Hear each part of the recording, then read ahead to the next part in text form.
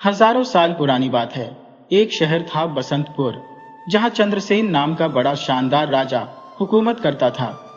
ये राजा अपनी प्रजा का पूरा ख्याल रखता था, सबके साथ इंसाफ करता था और प्रजा का पालन पोषण करने वाला सच्चा राजा था। चंद्रसेन ने 2 शादियां की थी, तो महल में उसकी 2 रानियां रहती थी। मगर अफसोस, दोनों में से किसी को भी बच्चा नहीं हुआ। हालांकि शादी को 12 साल बीत चुके थे। एक दिन राजा ने अपनी दोनों रानियों से मशवरा किया, देखो, हमारी शादी को 12 साल हो गए, पर हमारे कोई औलाद नहीं हुई। अब आगे भी कोई उम्मीद नजर नहीं आती। रानियों को बात समझ आ गई कि राजा तीसरी शादी करना चाहता है। उन्होंने कहा, राजन, आप तीसरी शादी कर लीजिए। हमें शर्मिंदगी है कि हम आपको एक राजकुमार भी नहीं दे पाए। रानियों की रजामंदी मिलते ही कुछ दिनों बाद राजा ने तीसरी शादी कर ली और नई रानी के साथ मस्ती में दिन गुजारने लगा। 1 साल बीत गया, पर तीसरी रानी से भी कोई बच्चा नहीं हुआ। अब राजा को टेंशन होने लगी। उसे लगा कि शायद गलती रानियों की नहीं, बल्कि मेरी ही है। कहीं मेरे अंदर ही बच्चा पैदा करने की ताकत नहीं है। राजा को अपनी भूल का एहसास हुआ। मैं बेकार में शौक के लिए रानियां जमा करता जा रहा हूं और उनकी जिंदगी खराब कर रहा हूं। अगर बच्चा होना होता तो एक रानी से ही हो जाता। ढेर सारी रानियां लाने से क्या फायदा। फिर राजा ने सोचा कि किसी साधु संत की मदद लेनी चाहिए। बड़े बड़े राजा महाराजा, यहां तक कि हमारे पुरखे भी संतों का सहारा लेते थे। उसकी मां ने बताया था कि खुद चंद्रसेन का जन्म भी एक संत के आशीर्वाद से हुआ था। राजा ने मन में ठाना, ये मेरी गलती नहीं, बल्कि हम राजाओं का खानदानी दोष है, जो अपनी गलतियों की वजह से औलाद नहीं पैदा कर पाते। बहुत सोच विचार के बाद राजा जंगल की ओर चल पड़ा। चंद्रसेन को पता था कि उसके राज्य के जंगल में एक सिद्ध महात्मा तपस्या करते हैं, पर मुश्किल ये थी कि वो महात्मा सबसे मिलते जुलते नहीं थे। वो हमेशा तपस्या में डूबे रहते थे। कभी कभार 2-4 महीने में एक बार कुछ घंटों के लिए समाधि से बाहर आते, फिर अचानक दोबारा समाधि में चले जाते। समाधि टूटने के बाद भी ये जरूरी नहीं था कि वो किसी से मिले ही। ऐसा तपस्वी दूसरा कोई नहीं था। वो दुनिया से बहुत दूर रहते थे। कोई बड़ा भाग्यशाली ही उनका दीदार कर पाता था। फिर भी राजा होने के नाते चंद्रसेन को उम्मीद थी कि महात्मा उस पर ध्यान देंगे। आमतौर पर महात्मा लोग राजाओं को बुलाने पर महल तक आ जाते थे, पर ये महात्मा समाधि से निकलते ही नहीं थे, तो महल आने का सवाल ही नहीं उठता। राजा बड़ी उम्मीद लेकर महात्मा के पास पहुंचा। उसे ज्यादा इंतजार नहीं करना पड़ा। 3-4 घंटे बाद ही महात्मा की समाधि टूट गई। आंख खुलते ही महात्मा ने सामने राजा चंद्रसेन को देखा और पूछा, महाराज, आप यहाँ कैसे और किस मकसद से आए? राजा ने अपनी परेशानी बताई। महात्मा, मेरे कोई बेटा नहीं है। मैंने 3 शादियां कर ली, फिर भी औलाद नहीं हुई। अब आप ही मेरी मदद कर सकते हैं ताकि मेरे महल में खुशियों की बरसात हो। महात्मा बोले, राजन, तेरे भाग्य में बेटे का सुख नहीं लिखा है, मगर तुम एक राजा हो। पूरे राज्य का बोझ तब वही कंधों पर है। तुम्हें एक राजकुमार की सख्त जरूरत है। तुम अकेले ऐसे राजा नहीं हो। अक्सर राजाओं को बेटे की दिक्कत होती है। कभी भाग्य जिम्मेदार होता है, कभी खुद की गलतियां। शराब पीकर वेश्याओं के पास लौटने वाले राजाओं को बेटा कहां से मिलेगा? राजा को धर्म का पालन करना चाहिए, एक ही बीवी रखनी चाहिए। अगर राजकुमार चाहिए तो एक रानी के साथ रहो। खैर, छोड़ो ये बातें। प्रजा के लिए मैं तुम्हें एक बेटा दूंगा, पर इसके लिए तुम्हें खूब मेहनत करनी पड़ेगी। इतना कहते ही महात्मा को फिर समाधि लगने लगी। जाते जाते बोले, हमारे पास एक तोता है, इसे ले जाओ। ये तुम्हें आगे का रास्ता बताएगा। इसका अच्छे से ख्याल रखना, यही तुम्हें बेटा दिलवाएगा। महात्मा समाधि में चले गए। राजा चंद्रसेन उस तोते को लेकर महल लौट आया। ये तोता कोई आम तोता नहीं था। महात्मा के साथ रहकर वो बहुत ज्ञानी हो गया था। कुछ ही दिनों में राजा को समझ आ गया कि ये तोता साधारण नहीं, बल्कि परम बुद्धिमान है। इसके सामने कोई विद्वान टिक नहीं सकता। तो राजा ने तोते से सलाह लेकर राजकाज चलाना शुरू कर दिया। दरबार में लोग अजीब अजीब समस्याएं लेकर आते, जिन्हें सुनकर राजा का दिमाग चकरा जाता। मगर तोते के आने से सारी मुश्किलें हल हो गईं। चोर उचक्कों को सजा देने से पहले राजा तोते से राय लेता, फिर फैसला सुनाता। तोते के साथ 1 साल से ज्यादा वक्त बीत गया, पर बेटे के बारे में न राजा ने कभी पूछा, न तोते ने खुद कुछ बताया। एक दिन बड़ी रानी ने टोका, आप तोते को राजकुमार के लिए लाए थे, उससे कोई रास्ता पूछिए। तब राजा को याद आया, अरे मैं तो ये बात भूल ही गया था। राजा ने तोते से कहा, मैं तुम्हें खास मकसद से लाया था। मेरे कोई राजकुमार नहीं है, हालांकि महल में 3 रानियां हैं। तोते ने उल्टा सीधा जवाब दिया, शादी करते जाओ, रुकना कब है, मैं बताऊंगा। राजा बोला, तोता तुम मुझसे मजाक क्यों कर रहे हो? मेरे महल में पहले से 3 रानियां हैं। तोता बोला, राजन झूठ मत बोलो, तुम्हारी 3 दासियां भी रानी ही हैं। दुनिया को दिखाने के लिए भले वो दासियां हो, पर तुम्हारा उनसे रिश्ता है। रिश्ते से ही कोई औरत किसी की बीवी बनती है। फेरे लेना, जयमाला डालना, शादी का तमाशा करना, ये सब दिखावे के लिए है। अगर ये सब करने के बाद भी रिश्ता ना हो तो वो बीवी नहीं, बस पति पत्नी का भ्रम है। मगर राजन, तुम्हारा अपनी दासियों से, रानियों से भी गहरा नाता रहा है। तुमने उन्हें रानी बनाने का वादा भी किया था, पर ध्यान नहीं दिया। तुम चाहो या न मानो, तुम्हारी कुल रानियों की गिनती 6 है। अब बस एक शादी और करनी है, क्योंकि 7वीं रानी के पेट से ही तुम्हारा राजकुमार पैदा होगा। राजा को बात समझ आ गई। तोता उसकी अंदर की बातें भी जानता था। महात्मा ने कहा था कि तोता ही रास्ता दिखाएगा। तो राजा ने तोते की बात मानकर अपनी 3 पसंदीदा दासियों को रानी बना लिया। बाकी 3 रानियां कुछ कह नहीं सकती थी, क्योंकि उनके पास बेटा पैदा करने की ताकत ही नहीं थी। राजा को भी इसमें कोई दिक्कत नहीं हुई, क्योंकि 6 रानियों से तो औलाद होने से रही। फिर राजा ने 7वीं शादी पड़ोस की राजकुमारी से कर ली, मगर किस्मत में कुछ और ही लिखा था। 1 साल बाद राजा को पहली रानी से ही बेटा हो गया। राजा ने तोते से पूछा, ये क्या माजरा है? तोते ने कहा, महाराज, 7वीं रानी से ही तुम्हें औलाद हुई है। मैंने कोई गलत सलाह नहीं दी। 6 रानियां बिना औलाद की थी। ये हिसाब भगवान का है, वो किसी को भी 7वीं बना सकता था। वैसे तुम्हें क्या फर्क पड़ता है कि किस रानी से बेटा हुआ? तुम्हें राजकुमार चाहिए था, वो मिल गया। राजा ने अपनी सारी रानियों को खुश करने के लिए कहा, कोई भी रानी अपने को कम न समझे। इस राजकुमार में सबका हिस्सा है, ये हम सबका बेटा है। सारी रानियों ने भी राजकुमार को अपना ही मानकर प्यार दिया। राजकुमार बहुत सुंदर था। सबने बराबर भाव से उसका पालन पोषण किया। वक्त बीता, राजकुमार बड़ा हो गया। राजा ने उसका नाम आदित्य रखा। आदित्य के बड़े होने पर राजा चंद्रसेन ने उसके लिए एक खूबसूरत राजकुमारी की तलाश शुरू कर दी, मगर बहुत ढूंढने के बाद भी कोई आदित्य के लायक नहीं मिली। राजा ने तोते से पूछा, इतना कुछ हो रहा है, आदित्य के लिए राजकुमारी ढूंढी जा रही है और तुम चुपचाप बैठे हो। तुम तो ज्ञानी हो, कुछ बोलो।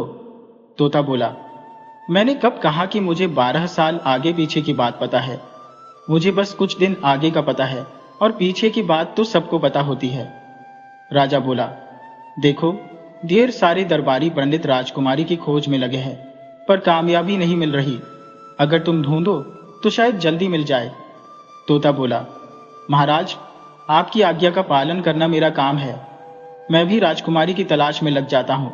तोता दरबार से निकल गया। कई दिनों तक घूमने के बाद बसंतपुर लौटा और राजा से बोला, आदित्य जितना सुंदर है उतनी ही सुंदर एक राजकुमारी है। वो कलिंग देश के राजा सुबोधन की बेटी चंद्रकला है, मगर उससे शादी मुमकिन नहीं दिखती। आप तो जानते हैं, कलिंग से आपकी पुरानी दुश्मनी है। सुबोधन आपका कट्टर दुश्मन है और आपसे कहीं ज्यादा ताकतवर भी। मैं तो कहता हूँ, किसी साधारण राजकुमारी से ही आदित्य की शादी कर दो। आप खुद समझदार हो, अपने दिमाग से काम लो। किसी की सुंदरता पर मत जाओ। हर औरत भगवान की बनाई हुई बराबर है, कोई किसी से कम नहीं। सुंदर और साधारण का चक्कर छोड़ो, हर औरत एक से बढ़कर एक होती है, किसी से भी शादी करा दो। राजा बोला, तुम्हारी बात सही है, मैंने खुद देखा है। मेरी रानियों में 4 राजकुमारियां हैं, 3 साधारण दासियां। सब में कोई फर्क नहीं, सब एक जैसे हैं, शरीर, रूप, रंग सब बराबर। मगर मेरे समझने से क्या होगा? हम राजा हैं तो पहली रानी राजकुमारी ही चाहिए। बाद में आदित्य किसी से भी शादी कर ले। तुम मेरे हितैषी हो, कोई जुगत लगाओ कि आदित्य की शादी चंद्रकला से हो जाए। तोता बोला, महाराज, फिर से सोच लो। सुबोधन आपका दुश्मन है, वो कभी भी आपसे बैर ठान सकता है, शादी की बात मानने के बाद भी दुश्मनी रख सकता है। राजा ने तोते की एक न सुनी और उसे चंद्रकला से शादी की बात पक्की करने भेज दिया। तोता समझ गया कि राजा नहीं मानेगा। उसने आदित्य की तस्वीर ली और उड़ता हुआ कलिंग पहुंच गया। चंद्रकला के कमरे में घुसा।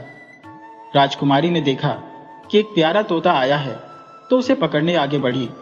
तभी तोता इंसानों की तरह बोल पड़ा, राजकुमारी, मैं तुम्हारा शुभ चिंतक हूँ, बसंतपुर से आया हो और राजकुमार आदित्य का संदेश लाया हो। तोते ने तस्वीर दी। चंद्रकला हैरान हो गई कि तोता भी बोल सकता है। तस्वीर देखते ही वो आदित्य पर मोहित हो गई। तोता बोला, ये हमारे राजकुमार आदित्य की तस्वीर है। ऐसा सुंदर, सुशील और सच्चा राजकुमार दुनिया में दूसरा नहीं। वो खास तुम्हारे लिए बना है। तुम भी सबसे सुंदर राजकुमारियों में एक हो। भगवान ने तुम दोनों की जोड़ी बड़े प्यार से बनाई है, मगर फिर भी तुम्हारी शादी नहीं हो पाएगी। चंद्रकला बोली, क्यों, क्या दिक्कत है? तोता बोला, वही पुरानी दुश्मनी जो राजाओं में चलती रहती है, कई पीढ़ियों से चली आ रही है। न तुम्हारे पिता को इसका कारण पता है, न आदित्य के पिता को। बस पुरखों की नासमझी की बात है। लड़कर बेकार में मर जाएंगे, पर अपने बच्चों को सुखी नहीं देख सकते। चंद्रकला बोली, ये क्या बात हुई? गलती बाप दादा की और सजा हमें। मुझे किसी से दुश्मनी नहीं। बाप दादा की दुश्मनी को खत्म भी तो किया जा सकता है। मैं खुद इसे खत्म करने की कोशिश करूंगी। तुम आदित्य को राजी करो, मैं उससे शादी को तैयार हो।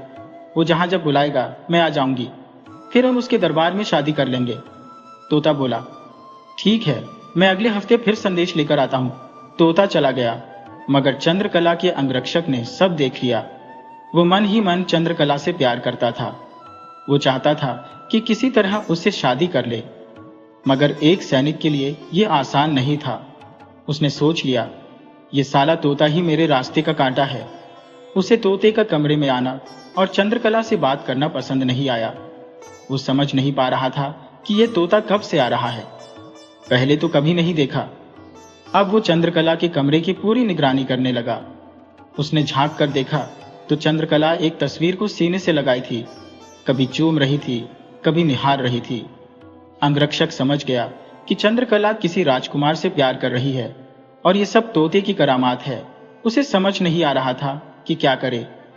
महल में चंद्रकला को हाथ भी नहीं लगा सकता, वरना फांसी पर लटक जाएगा। जंगल में जबरदस्ती कर सकता था, पर चंद्रकला कभी शिकार पर जाती ही नहीं। वो सोचने लगा, अगर चंद्रकला किसी और की हो गई तो मेरा सपना चौपट हो जाएगा। इस तोते को ही मार डालते हैं। ये अगर चंद्रकला के लिए काम कर रहा है तो 1-2 दिन में फिर आएगा। उधर तोता राजा चंद्रसेन के पास गया और बोला, महाराज, मैं चंद्रकला से मिलकर आया हूं।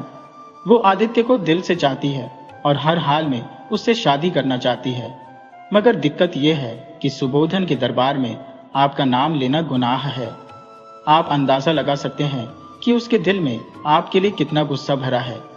जहां आपका नाम लेना मना है, वहां की राजकुमारी को शादी करके लाना सपना ही रह जाएगा। राजा बोला, अगर चंद्रकला शादी को तैयार है तो इसमें परेशानी क्या है? तोता बोला, सुबोधन की मर्जी के बिना आप बारात कैसे ले जाएंगे? और अगर ले भी गए तो क्या गारंटी कि वो आपको और आदित्य को कैदी न बना ले? आप वहां जाने का ख्याल ही छोड़ दीजिए। राजा बोला, तोता, अब तुम ही कोई रास्ता निकालो। तोता बोला, मैं एक बार बड़ी मुश्किल से चंद्रकला के कमरे में गया और सही सलामत लौट आया, मगर अब दोबारा जाने की कोई गारंटी नहीं कि बचकर आ पाऊंगा। बेहतर है आप इस शादी का इरादा छोड़ दें। राजा बोला, क्या बकवास कर रहे हो? चंद्रकला आदित्य से प्यार करती है तो उसे वहां से निकालने का कोई तरीका ढूंढो। वो महल से बाहर निकलकर कहीं और आए और आदित्य उसे लेकर यहाँ भाग आए। एक बार चंद्रकला यहाँ आ गई तो सुबोधन की फौज को भी देख लेंगे। तोता बोला, राजन, आप मेरी बात नहीं समझते। आप सिर्फ अपना फायदा देखते हैं। किसी को तो चंद्रकला तक संदेश पहुंचाना पड़ेगा कि वो महल से निकले और आदित्य से मिले, तभी वो यहां तक आ पाएगा। राजा बोला, जैसे तुम पहले गए थे वैसे ही फिर जाओ। उसे बता दो कि वो आदित्य से तय जगह पर मिले। तोता बोला, मैं जा तो सकता हूं, पर लौटने की कोई गारंटी नहीं। चंद्रकला के कमरे की चौकसी इतनी सख्त है कि एक चूहा भी बाहर नहीं निकल सकता। राजा बोला, जब तुम कह रहे हो कि कमरे तक पहुंच जाओगे तो बाहर निकलने की फिक्र क्यों करते हो? निकालने के लिए चंद्रकला से मदद ले लेना। तोता बोला, राजन, कुछ मामले ऐसे होते हैं जहां कोई मदद नहीं कर सकता। चंद्रकला मेरी मदद नहीं कर सकती। अगर उसने कोशिश की तो वो खुद आदित्य से नहीं मिल पाएगी। किसी को जरा भी शक हुआ तो चंद्रकला भी कैद हो सकती है। मेरी मानो, इस शादी का ख्याल छोड़ दो। राजा बोला, फिर वही रट लगाए हो। मैं तुम्हें हुक्म दे रहा हूं, मैं राजा हूं। जाओ, आदित्य का प्रेम पत्र लेकर चंद्रकला तक पहुंचो। पत्र अपनी मर्जी से लिखवा लेना, जिसमें आदित्य की भलाई हो। तोता समझ गया कि राजा स्वार्थ में डूब गया है। उसे अब आदित्य की खुशी के आगे कुछ नहीं दिख रहा। तोते ने वफादारी निभाई और कलिंग के लिए उड़ चला। चंद्रकला के कमरे में पहुंचा और उसे पत्र दिया। चंद्रकला बहुत खुश हुई पर थोड़ा परेशान भी। उसने कहा, तुम्हें इतनी जल्दी नहीं आना चाहिए था। इस वक्त मेरे कमरे की चौकसी बहुत सख्त है। अगर कोई तुम्हें पकड़ लेगा तो मैं तुम्हारी मदद भी नहीं कर सकती। तोता बोला, अगर मुझ पर कोई मुसीबत आई तो तुम मेरी मदद मत करना। ऐसा किया तो तुम खुद फंस जाओगी। दोनों कमरे में बात कर रहे थे। बाहर चंद्रकला का अंगरक्षक उसकी हर हरकत पर नजर रखे था। चंद्रकला को नहीं पता था कि अंगरक्षक उसका पीछा कर रहा है। वो कई दिनों से कमरे से बाहर नहीं निकली थी तो उसे अंगरक्षक की जरूरत ही नहीं पड़ी। अंगरक्षक उसे अपना बनाना चाहता था। वो मौके की तलाश में था कि चंद्रकला जंगल में शिकार को जाए तो वो अपनी मुराद पूरी कर ले। उसे फांसी की भी परवाह नहीं थी। मूर्ख को नहीं पता था कि मेंढक चाहे जितना उछले कुएं से बाहर नहीं निकल सकता। उसने देखा कि एक हफ्ते में ही तोता फिर आ गया। वो चंद्रकला के पास था। अंगरक्षक ने तलवार उठाई और तोते को मारने की ठान ली। तोता चंद्रकला से विदा लेकर खिड़की से बाहर निकला ही था कि अंगरक्षक ने तलवार से हमला कर दिया। तोता चंद्रकला के सामने तड़प कर मर गया। चंद्रकला गुस्से से भर गई। उसने सोचा, अब ही इस दुष्ट का काम तमाम कर दो। मगर उसे तोते की बात याद आई कि मुसीबत में भी चुप रहना। वो खून का घूंट पीकर रह गई और उसके मन में बदले की आग सुलग रही थी। उसे समझ आ गया कि अंगरक्षक उस पर बुरी नजर रखता है। अच्छा हुआ कि वो इसके साथ कभी बाहर नहीं गई। वो इतनी दुखी हुई कि रात का खाना भी नहीं खाया और कमरे में सो गई। अंगरक्षक अपने आप को रोक नहीं पा रहा था। वो बार बार खिड़की से सोई हुई चंद्रकला को झांक रहा था। चंद्रकला सोई नहीं थी, जागकर करवट बदल रही थी। अंगरक्षक को लगा कि चंद्रकला को किसी मर्द की कमी खल रही है। वो सोचा, मैं चुपके से इसके बिस्तर पर लेट जाता हूं और इसे बाहों में ले लूंगा। इसमें इतनी ताकत नहीं कि मुझसे छूट पाए। सुबह शर्म के मारे किसी से कुछ नहीं कहेगी। मेरा काम बन जाएगा। हर 2-3 दिन में यह तरकीब आजमाऊंगा। वो कमरे में घुस गया। उसे नहीं पता था कि चंद्रकला भी घात लगाए बैठी थी। बिस्तर के पास पहुंचते ही चंद्रकला ने पूरी ताकत से तलवार से वार किया। अंगरक्षक की गर्दन दूर जा गिरी। उसे उम्मीद नहीं थी कि चंद्रकला नंगी तलवार लेकर सो रही होगी। अंगरक्षक मारा गया। चंद्रकला ने बदला ले लिया। वो कमरे में नहीं रुकी, महल के गुप्त दरवाजे से बाहर निकल गई। उस वक्त किसी को खबर नहीं हुई, क्योंकि आधी रात को सिवाय 1-2 सैनिकों के सब सो रहे थे। चंद्रकला के कमरे का पहरेदार वही अंगरक्षक था जिसे वो ठिकाने लगा चुकी थी। 2-3 घंटे बाद चंद्रकला के गायब होने और अंगरक्षक की हत्या की खबर राजा सुबोधन को मिली। उसने ढेर सारे सैनिकों को चंद्रकला की तलाश में लगा दिया। राजा समझ नहीं पा रहा था कि सैनिक मारा कैसे गया और चंद्रकला गायब कैसे हो गई। साफ था कि चंद्रकला की मर्जी के बिना कोई उसके कमरे तक नहीं पहुंच सकता। अगर कोई जबरदस्ती करता तो चंद्रकला लड़ती, शोर मचाती, मगर कमरे में ऐसा कुछ नहीं हुआ। जाहिर है या तो चंद्रकला ने सैनिक को मारा या उसकी मदद से मारा गया। राजा को पता था कि एक तोता चंद्रकला के कमरे में आया था और फिर मारा गया था, मगर तोते की मौत इतनी बड़ी मुसीबत बन जाएगी ये उसने सोचा भी नहीं था। उसने सेनापति को चंद्रकला का पता लगाने का हुक्म दिया। उधर चंद्रकला रात में ही भागकर उस जगह पहुंच गई जहां आदित्य उसका इंतजार कर रहा था। उसने कहा, हम आपसे मिल तो गए, मगर आपको बड़ा नुकसान हुआ। आपका प्यारा तोता मारा जा चुका है। मैंने भी उसके कातिल को मार डाला। अब पक्का है कि हजारों सैनिक हमारा पीछा कर रहे हैं। हमें बिना वक्त गंवाए बसंतपुर के लिए निकलना चाहिए।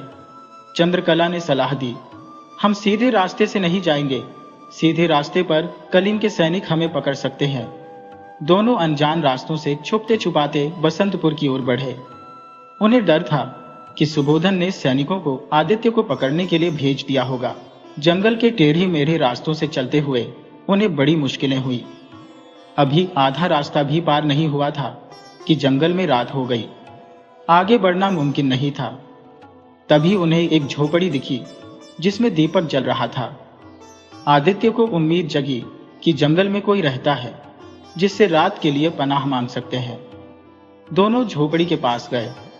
वहां एक बहुत सुंदर लड़की और एक बूढ़ी औरत रहती थी। चंद्रकला को कुछ अजीब लगा।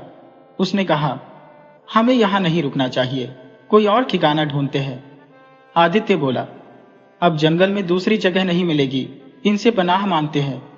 चंद्रकला बोली, मुझे यहाँ कुछ ठीक नहीं लग रहा, मगर ठीक लगे या न लगे, रात जंगल में ही काटनी थी। दोनों ने बूढ़ी औरत से रात भर की पनाह मांगी। बूढ़ी औरत से पहले लड़की बोल पड़ी, हाँ हाँ, आपको जरूर पनाह मिलेगी। जंगल में कोई मेहमान आए और हम उसे ठहरने का इंतजाम न करें, ऐसा कैसे हो सकता है? हम अभी आपके ठहरने, खाने पीने और सोने का बंदोबस्त करते हैं। दरअसल वो माँ बेटी जादूगरनिया थी। लड़की को आदित्य बहुत पसंद आ गया। वो उसे किसी हाल में खोना नहीं चाहती थी। वो एक बदचलन लड़की थी जो जिसे पसंद करती उसके साथ रात बिता लेती। अब उसे आदित्य भा गया था तो वो उसके साथ सोना चाहती थी। आदित्य और चंद्रकला दिन भर की थकान से चूर थे। लड़की ने उन्हें सोने के लिए एक कमरा और एक चारपाई दी। दोनों थकान की वजह से चारपाई पर लेटते ही सो गए।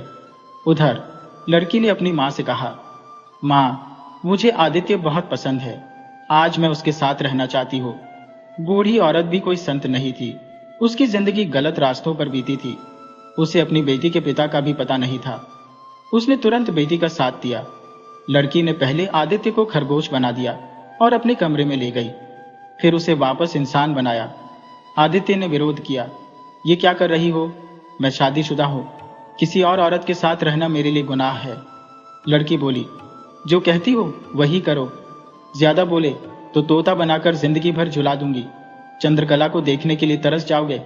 अगर आज रात मेरी बात मानी तो कल तुम्हें आजाद कर दूंगी। आदित्य के पास कोई चारा नहीं था। उसने लड़की की बात मान ली और रात उसके साथ बिता दी। मगर लड़की अपने वादे पर नहीं टिकी। उसने तुरंत आदित्य को फिर खरगोश बना दिया। आदित्य गिड़गिड़ाता रहा, तुमने कहा था कि मुझे आजाद करोगी। जादूगरनी हंसते हुए बोली, अब तुम जिंदगी भर आजाद नहीं हो पाओगे। सुबह चंद्रकला उठी तो आदित्य उसके पास नहीं था।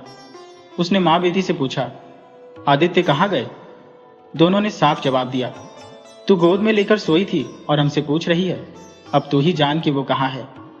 और हाँ, हम तुझे अब पनाह नहीं दे सकते, जितनी जल्दी हो निकल ले। चंद्रकला बोली, जब तक आदित्य नहीं आते मुझे रुकना पड़ेगा। बूढ़ी औरत बोली, अरे, जो सोते में छोड़कर भाग गए वो वापस नहीं आएंगे, अपने नगर लौट जा। आदित्य तुझे छोड़कर चला गया। चंद्रकला को उनकी बात पर यकीन नहीं हुआ, मगर उनके पास आदित्य था भी नहीं। उसे मानना पड़ा कि आदित्य कहीं चला गया। अब वो क्या करती? वो जंगल में आदित्य को ढूंढने निकल पड़ी। औरत के रूप में खतरा ज्यादा था तो उसने अपने थैले से आदित्य के कपड़े निकाले, पहन लिए।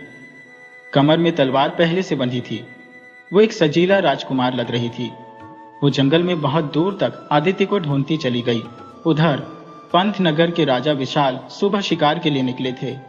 वो एक हिरण की तलाश में थे। हिरण उनकी आंखों के सामने से गुजरा मगर झाड़ियों में छुप गया। राजा उसे ढूंढ रहे थे। हिरण नहीं मिला, उल्टे एक शेर ने हमला कर दिया। राजा की तलवार दूर जा गिरी। शेर उन्हें अपने जबड़े में लेने वाला था कि चंद्रकला ने देख लिया। उसने दौड़कर शेर को मार डाला। राजा बाल बाल बचे। राजा ने उसे बहुत धन्यवाद दिया। बेटा, मैं तेरे इस उपकार का बदला कैसे चुकाऊं? राजा ने सोचा, मेरा कोई वारिस नहीं है, इस होनहार लड़के को अपना उत्तराधिकारी बनाऊंगा। उसने कहा, बेटा, मेरा कोई वारिस नहीं, अगर तू मेरा आग्रह माने तो आज से तुझे अपना उत्तराधिकारी बना दूं। राजा को नहीं पता था कि यह राजकुमार नहीं, राजकुमारी है। चंद्रकला ने सोचा, अच्छा हुआ राजा मुझे लड़का समझ रहा है, इसके साथ जाऊंगी तो सुरक्षित रहूंगी और आदित्य को ढूंढ भी सकूंगी। मुझे उससे मिलकर पूछना है कि मुझे सोते में छोड़कर क्यों चला गया या कोई मुसीबत में फंस गया। वो दोनों जंगली औरतें कुछ ठीक नहीं लगी। चंद्रकला ने राजा का प्रस्ताव मान लिया और उसके साथ महल चली गई। राजा ने उसे अपना उत्तराधिकारी घोषित कर दिया। चंद्रकला राजकुमार बनकर पंतनगर में रहने लगी, मगर उसका मन आदित्य के लिए बेचैन था। उसे लग रहा था कि आदित्य किसी मुसीबत में है। वो रात को ठीक से सो नहीं पाती थी। दिन में जंगल का चक्कर जरूर लगाती। उसका शक बूढ़ी औरत और उसकी बेटी पर था। वो शिकार के बहाने उस जगह जाती, पर कोई सुराग नहीं मिलता। उधर राजा विशाल के एक गुरु थे जो जंगल में तपस्या करते थे। वो साल में एक बार दरबार में आते। इस बार राजा को अपने दोस्त सुबोधन के पास कलिंग जाना था। उसने चंद्रकला से कहा, हमारे गुरुदेव कभी भी दरबार में आ सकते हैं, उनके स्वागत में कोई कमी मत रखना। राजा कलिंग चला गया। अगले ही दिन गुरुदेव दरबार में आए। राजा नहीं था तो उन्हें थोड़ी निराशा हुई। चंद्रकला बोली, गुरुदेव, आपको कोई तकलीफ नहीं होगी। मैं आपको राजा के कमरे में ठहराती हूँ। ये राजा का हुक्म भी है। चंद्रकला ने गुरुदेव को राजा के खास कमरे में ठहराया। उसने कहा, महाराज, मैं आपके पैर दबा दूं? गुरुदेव ने आंखें बंद की और बोले, जो दिख रहे हो वो नहीं हो। मेरे पैर मत छूना, मुझे स्त्री स्पर्श का दोष लगेगा। चंद्रकला बोली, महात्मा, जब आप जानते हैं कि मैं औरत हूं तो ये भी जानते होंगे कि मैं सुबोधन की बेटी हूं। अपने पसंद के राजकुमार के साथ भागी थी, मगर वो मुझे सोते में छोड़कर चला गया। बताइए, मेरा आदित्य कहाँ है? मुझे छोड़कर क्यों गया? वो जिंदा है या नहीं? गुरुदेव ने आंखें बंद की, फिर बोले, चंद्रकला, आदित्य ने तुम्हें धोखा नहीं दिया, वो खुद धोखे का शिकार हुआ। बूढ़ी औरत और उसकी बेटी ने उसे खरगोश बनाकर कैद कर लिया। वो दोनों जादूगरनियां है। चंद्रकला बोली, उनकी मुक्ति का कोई उपाय बताइए। गुरुदेव बोले, बेटी, बूढ़ी के घर के पीछे एक हांडी तार के पेड़ पर टंगी है। उसमें उनकी सारी जादूगरी बंद है। उसे तीर से फोड़ दो तो उनकी शक्ति खत्म हो जाएगी। आदित्य अपने असली रूप में आ जाएगा। चंद्रकला बोली, गुरुदेव, आप यहाँ आराम करो, मैं अभी जंगल जाती हूँ। आशीर्वाद दीजिए कि मैं कामयाब होकर लौटूं। गुरुदेव ने कहा, तुम्हारा मन साफ है, तुम जरूर सफल होगी। तुम्हारा और आदित्य का रिश्ता विधाता ने बनाया है, उसे कोई नहीं मिटा सकता। चंद्रकला जंगल के लिए निकल पड़ी। उस जगह पहुंची, मगर सही मौका नहीं था। उसे पता चला कि जादूगरनी लड़की आदित्य का शोषण कर रही है। आधी रात को वो उसे खरगोश से इंसान बनाकर सोती होगी। वही सही वक्त होगा। चंद्रकला घर के पीछे इंतजार करती रही। आधी रात को उसने आदित्य और लड़की की बहस सुनी। आदित्य बोला, मैं अब तुम्हारी बात नहीं मान सकता, तुम धोखेबाज हो। लड़की बोली, मुझे जो कहो, मगर तुम्हें आजादी नहीं मिलेगी। ज्यादा नखरे दिखाए तो चंद्रकला को चूहिया बना दूंगी। चंद्रकला ने तुरंत हांडी पर तीर मारा। हांडी फूटी तो दोनों की शक्ति चली गई। लड़की चिल्लाई, माँ, हमारे साथ धोखा हुआ, हमारी ताकत खत्म हो गई। चंद्रकला बोली, धोखा सिर्फ तुम दे सकती हो, अब तुम्हारा वक्त आ गया। उसने आदित्य से कहा, इन दोनों को सजा दो। आदित्य अपने असली रूप में आ गया। दोनों जादूगरनियां भागी तो चंद्रकला ने तीर से उनका काम तमाम कर दिया। आदित्य आजाद हो गया। चंद्रकला उसे लेकर पंतनगर राजा विशाल के पास गई। राजा दो राजकुमार देखकर हैरान हुआ। उसने पूछा, बेटा, ये कौन है? चंद्रकला ने सारी कहानी सुनाई। पिताजी, ये मेरे होने वाले पति है। मैं राजकुमार नहीं, राजकुमारी हूँ, सुबोधन की बेटी हूँ। आप जानते हैं, मेरे पिता और बसंतपुर की दुश्मनी है, मुझे भागना पड़ा। अब आपको पिता मान लिया है। आप चाहे तो मेरी शादी करा दें या मेरे पिता जैसा बर्ताव करें। राजा विशाल परेशान हो गया कि जिसे उत्तराधिकारी बनाया वो राजकुमारी निकली। फिर उसने चंद्रकला को बेटी मान लिया। बोला, बेटी, मैं तुझे कैसे छोड़ सकता हूँ? तूने मुझे जिंदगी दी, मैं तुझे उत्तराधिकारी बना चुका हूँ। रही तेरे पिता की बात, वो तुझे जरूर स्वीकार करेंगे। मैं उन्हें शादी में बुलवाऊंगा। राजा ने शादी का दिन तय कर दिया और आसपास के सारे राजाओं को न्योता भेजा। सुबोधन और चंद्रसेन को भी बुलाया। शादी के दिन सुबोधन बोला, ये लड़की मेरी बेटी जैसी लगती है, पता नहीं कहाँ चली गई। आज मिलती तो मैं भी उसकी शादी धूमधाम से करता। विशाल बोला, मान लो ये तुम्हारी बेटी है और आशीर्वाद दो। सुबोधन आशीर्वाद देने लगा तो उसकी आंखों में आंसू आ गए। चंद्रकला बोली, पिताजी, मैं आपके आंसू नहीं देख सकती।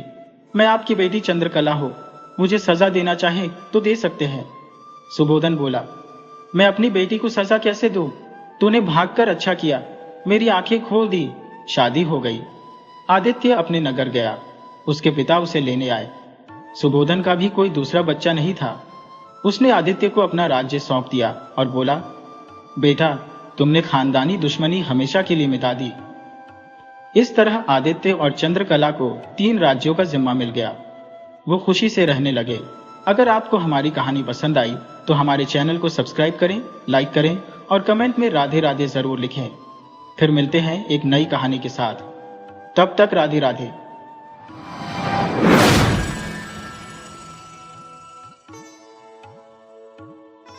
सोहन लाल नाम का एक किसान पृथ्वीपुर गांव में रहता था। सोहन जैसे तैसे खेती बाड़ी करके अपने परिवार की गुजर बसर कर रहा था। उसके परिवार में उसकी पत्नी और 2 बच्चे थे। सोहन लाल की बेटी सुगमा, जो कि अब विवाह योग्य हो चुकी थी, जबकि सोहन लाल का बेटा बांके अपने पिता के साथ खेतों में काम करता था। वैसे तो सोहन लाल के पास खेती की जमीन बहुत कम थी। अपनी जमीन में खेती के अलावा वह गांव के दूसरे बड़े किसानों के खेतों में भी काम किया करता था। इस काम में उसका बेटा बांके भी उसका पूरा साथ देता था। बाप बेटा दोनों कड़ी मेहनत करते, परंतु फिर भी उनकी आमदनी बहुत ही कम थी। सोहनलाल की बेटी सुगमा, जो कि अब शादी के लायक हो चुकी थी, सोहन को अक्सर उसकी शादी की चिंता सताती रहती थी। उसकी बेटी की शादी के लिए कई रिश्ते आ चुके थे, लेकिन लड़के वालों की तरफ से मांगे जाने वाले दहेज को न दे पाने के कारण अभी तक उसकी बेटी कंवारी ही थी।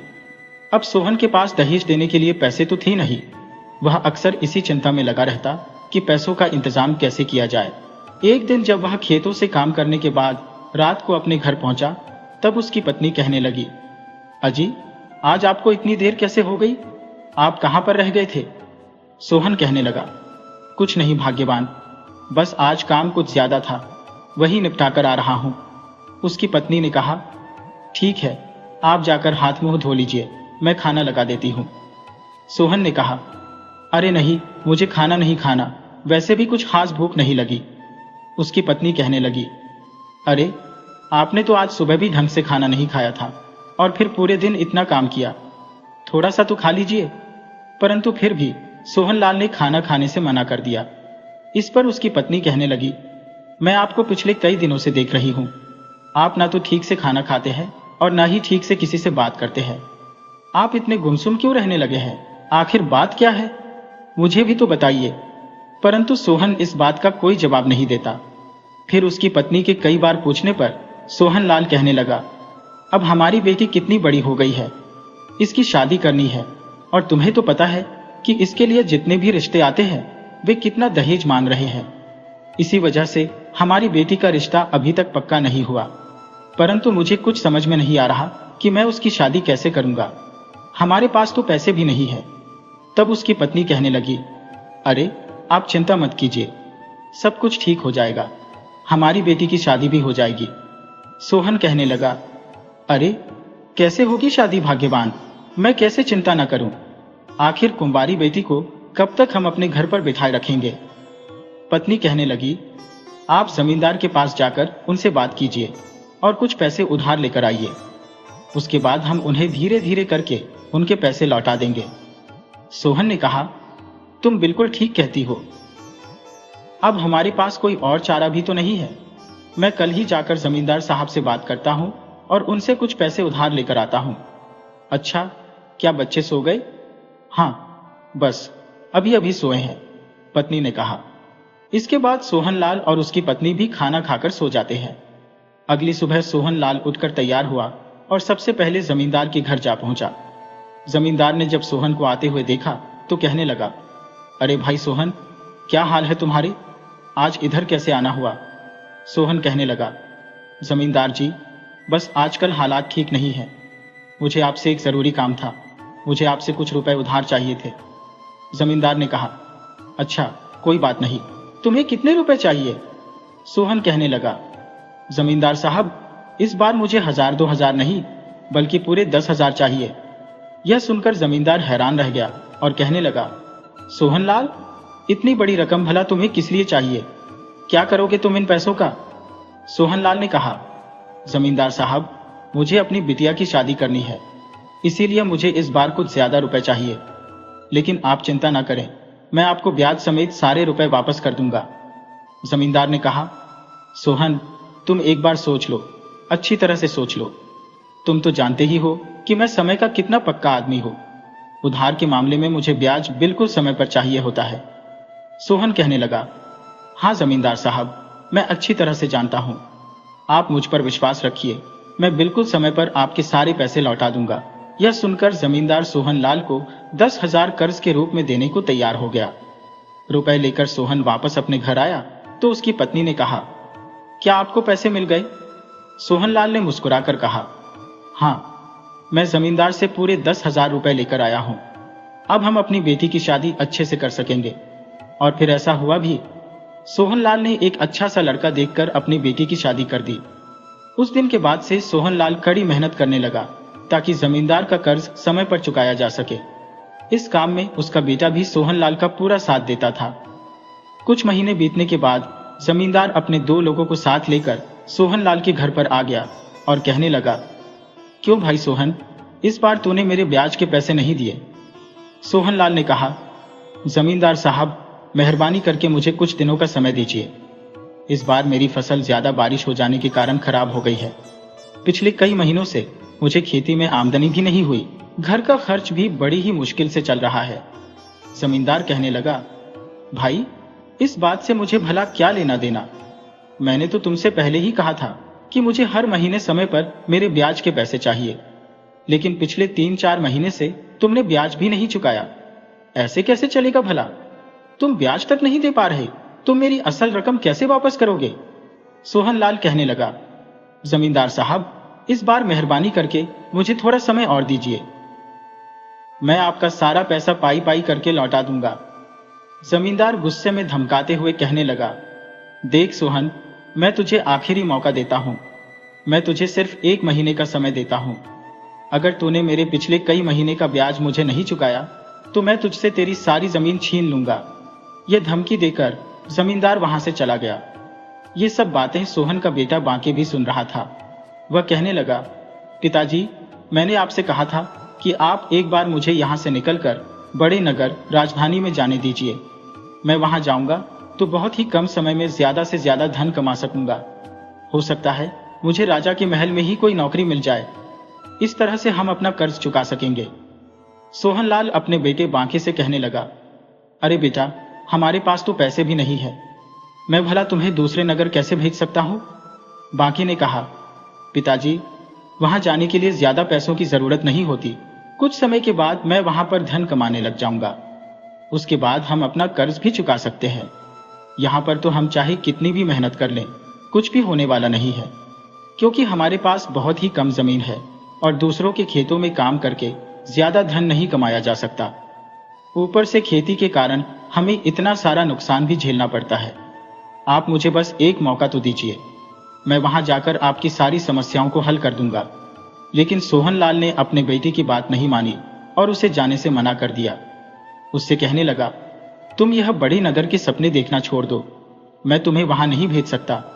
हम लोगों को यहीं पर रहकर कुछ करना होगा। इसके बाद धीरे धीरे समय बीतता गया। इस दौरान जमींदार ने कई बार सोहनलाल के घर आकर उसे धमकाया। सोहनलाल जैसे तैसे जमींदार के आगे गिड़गिड़ाकर अपने आप को बचाता रहा। धीरे धीरे अब सोहनलाल का बेटा बांके भी जवान हो चुका था। वह शरीर से हट्टा कट्टा और लंबा चौड़ा था। फिर एक दिन जमींदार सोहनलाल के घर पर आया और उसे अपना कर्ज वापस करने के लिए कहने लगा, परंतु सोहनलाल के पास तो पैसे थे ही नहीं। इस बार जमींदार ने उसकी एक ना सुनी और जबरदस्ती सोहनलाल का खेत हड़प कर लिया। दुख के कारण सोहन बहुत ही रोने लगा। वह अपनी पत्नी से कहने लगा, भाग्यवान, अब हम आखिर क्या करेंगे?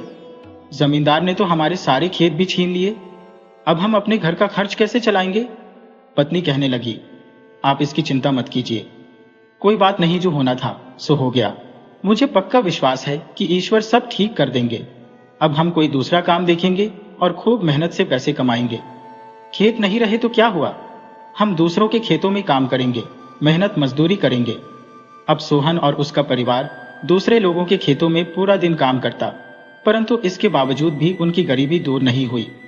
अब सोहन लाल का बेटा बांके, जो कि युवा हो चुका था, अपने पिता से कहने लगा, पिताजी, आप मेरी बात मान लीजिए।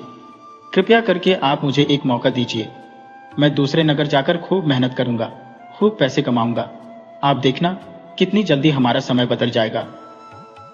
लेकिन इस बार भी सोहन लाल ने अपने बेटे की बात नहीं सुनी और उसे डांट कर वापस भेज दिया। तब सोहन की पत्नी सोहन से कहने लगी, आप अपने बेटे को एक मौका तो दीजिए। आखिर हमारा बेटा कितना मेहनती और कितना समझदार है। मुझे तो पक्का विश्वास है कि राजधानी में जाकर वह अच्छे से काम करेगा। अब तो वैसे भी हमारे पास हमारी खुद की जमीन नहीं है और ना ही हमें यहाँ पर कोई अच्छा काम मिलता है। कम से कम उसे एक मौका तो देकर देखिए। मुझे तो पक्का यकीन है कि वह हमें निराश नहीं करेगा। अपनी पत्नी की बात सुनकर सोहन सोच में पड़ गया और सोचने लगा, सचमुच हमें यहाँ पर कोई अच्छा काम नहीं मिल रहा। बाकी का राजधानी जाने का इतना मन है तो क्या पता वहां जाकर उसका जीवन भी सफल हो जाए। इसके बाद वह एक बार फिर से जमींदार के पास गया और उससे कुछ रुपए उधार लेकर आया। अपने बेटे को रुपए देते हुए वह कहने लगा, मैंने बहुत ही सोच समझकर एक फैसला किया है कि तुम राजधानी जाओगे, इसीलिए मैं कुछ पैसे उधार लेकर आया हूं। यह पैसे तुम रख लो। बांके कहने लगा, पिताजी, मुझे वहां पर जाने के लिए इतने ज्यादा पैसों की आवश्यकता नहीं है। नहीं बेटा, तुम यह पैसे अपने पास रखो। एक अनजान नगर में पैसे ही तुम्हारे काम आएंगे और तुम्हें वहां पर पहुंचते ही कोई अच्छा काम थोड़े ही ना मिल जाएगा। ना जाने तुम्हें कितने दिनों तक वहां पर काम की खोज करनी पड़े। ऐसे समय में यह धन ही तुम्हारे काम आएगा। देखो, वहां पर जाकर पूरी मेहनत और ईमानदारी से काम करना। बांके ने अपने माता पिता से आशीर्वाद लिया और राजधानी की तरफ निकल पड़ा। कुछ दिन का सफर तय करने के बाद वह राजधानी में पहुंचा। इस बड़े नगर की चमक धमक देखकर बांके हैरान था। बड़े बड़े और ऊंचे ऊंचे मकान, घोड़ा गाड़ियों पर घूमते लोग, यह सब देखकर बांके विस्मित सा हो गया। वहां पहुंचकर बांके ने सबसे पहले एक सराय में अपने लिए आसरा ढूंढ लिया और फिर अगले दिन से वह काम की तलाश में घूमने लगा। वह नगर के बाजार में गया और वहां के व्यापारियों से काम मांगने लगा, परंतु एक अनजान नगर में भला उसे काम कौन देता। आखिरकार उसे एक व्यापारी के पास काम मिल ही गया। बाकी को अनाज की बोरियों को उठाकर गोदाम में रखने का काम मिला था। वह अपने इस काम को पूरा मन लगाकर करने लगा। अभी 2-4 दिन ही बीते थे कि एक दिन की बात है, जब बाकी सेठ की यहाँ पर काम कर रहा था, तभी बाजार में से उस राज्य का सेनापति अपने घोड़े पर सवार होकर जा रहा था। तभी उसकी नजर बांके पर पड़ी। उसने देखा कि एक हट्टा कट्टा लंबा चौड़ा नौजवान बड़ी ही आसानी से भारी भरकम बोरियों को उठा उठाकर एक जगह से दूसरी जगह पर रख रहा था। वह बांके की ताकत को देखकर बहुत ही प्रभावित हुआ। कुछ देर तक वह बांके को काम करते हुए देखता रहा और फिर वह अपने घोड़े से उतरकर बांके के पास गया। कहने लगा, अरे नौजवान, तुम कौन हो? तुम्हें पहले कभी नहीं देखा। सेनापति को अपने सामने देखकर बांके एक क्षण के लिए घबरा गया और हाथ जोड़कर कहने लगा, हुजूर, मेरा नाम बांके है। मैं पृथ्वीपुर गांव से आया हूं। क्या मुझसे कोई गलती हो गई तो मुझे क्षमा कर दीजिए। सेनापति ने जब देखा कि बांके कुछ घबरा गया है तो मुस्कुराकर कहने लगा, अरे नहीं नौजवान, तुमसे कोई गलती नहीं हुई, बल्कि मैं तो तुम्हें इतनी मेहनत से काम करता हुआ देखकर तुम्हारे पास आया हूं। तुम किस तरह से इतनी भारी भरकम बोरियों को उठा उठाकर एक जगह से दूसरी जगह पर इतनी आसानी से रखते रहे हो। साथ ही तुम्हारा यह लंबा चौड़ा और शक्तिशाली शरीर देखकर मैं तुमसे बहुत ही प्रभावित हूं। अगर तुम चाहो तो मैं तुम्हें एक बहुत ही सम्मानजनक नौकरी दिलवा सकता हूं, जिसमें तुम्हें अच्छा वेतन भी मिलेगा। अच्छी नौकरी और वेतन का नाम सुनकर बांके की मानो मन की मुराद पूरी हो गई हो। वह खुश होकर कहने लगा, कहिए हुजूर, आप मुझसे क्या नौकरी करवाना चाहते हैं? देखो युवक, मैं इस राज्य का सेनापति विक्रम सिंह हूं और मुझे तुम जैसे बलशाली युवकों को अपने राज्य की सेना में भर्ती करने का काम सौंपा गया है। यहां से चलने के बाद तुम्हें कुछ समय के लिए सैनिक प्रशिक्षण दिया जाएगा और फिर तुम्हारी नियुक्ति सेना में कर दी जाएगी। वेतन की तुम चिंता मत करो। सेनापति का प्रस्ताव सुनकर बांके खुशी से उछल पड़ा। वह तुरंत ही सेना में भर्ती होने के लिए तैयार हो गया। इसके बाद सेनापति बांके को अपने साथ ले आया। कुछ दिनों तक सैनिक प्रशिक्षण लेने के बाद बांके को राज्य की सेना में भर्ती कर लिया गया। बांके की लंबी चौड़ी कदकाठी और उसकी शक्ति को देखते हुए उसे महाराज का अंगरक्षक बना दिया गया। अब उसके पास रहने के लिए एक अच्छा मकान था, जिसमें सभी तरह की सुख सुविधाएं मौजूद थी। और फिर एक दिन सेनापति से आज्ञा लेकर बांके अपने गांव में गया, जहां अपने माता पिता से मिला। उसके माता पिता यह देखकर बड़े ही खुश थे कि उनका बेटा अब राजमहल में राजा का अंगरक्षक बन गया है। न सिर्फ बांके के माता पिता बल्कि पूरा पृथ्वीपुर गांव अब बांके के ऊपर बहुत गर्व महसूस कर रहा था। सभी गांव वालों ने बांके का बहुत ही आदर सत्कार किया। कुछ दिन वहां पर रहने के पश्चात बांके ने अपने माता पिता से राजधानी में आकर रहने का आग्रह किया, जिस पर उसके माता पिता तैयार हो गए। जब बांके अपने माता पिता के साथ गांव से विदा हुआ तो पूरा गांव उन्हें विदा करने के लिए आया। इसके बाद बांके अपने माता पिता को लेकर अपने नए मकान में आ गया। कुछ समय के बाद बांके के माता पिता को बांके की शादी की चिंता सताने लगी। होते होते यह बात जब सेनापति को पता चली तो वह बांके के माता पिता से मिलने के लिए उनके घर पर आया। सेनापति ने बताया कि वह अपनी इकलौती बेटी की शादी बांके से करना चाहते हैं। जब बांके को इस बात का पता चला तो वह इस रिश्ते के लिए मना नहीं कर सका और फिर एक शुभ मुहूर्त देखकर बांके और सेनापति की बेटी की शादी कर दी गई। इस तरह से बांके अपने परिवार के साथ एक सुखमय जीवन बिताने लगा। तो दोस्तों, इसी तरह की मजेदार कहानियां देखने के लिए चैनल को सब्सक्राइब कर लीजिए। वीडियो को लाइक और कमेंट करना बिल्कुल मत भूलिए।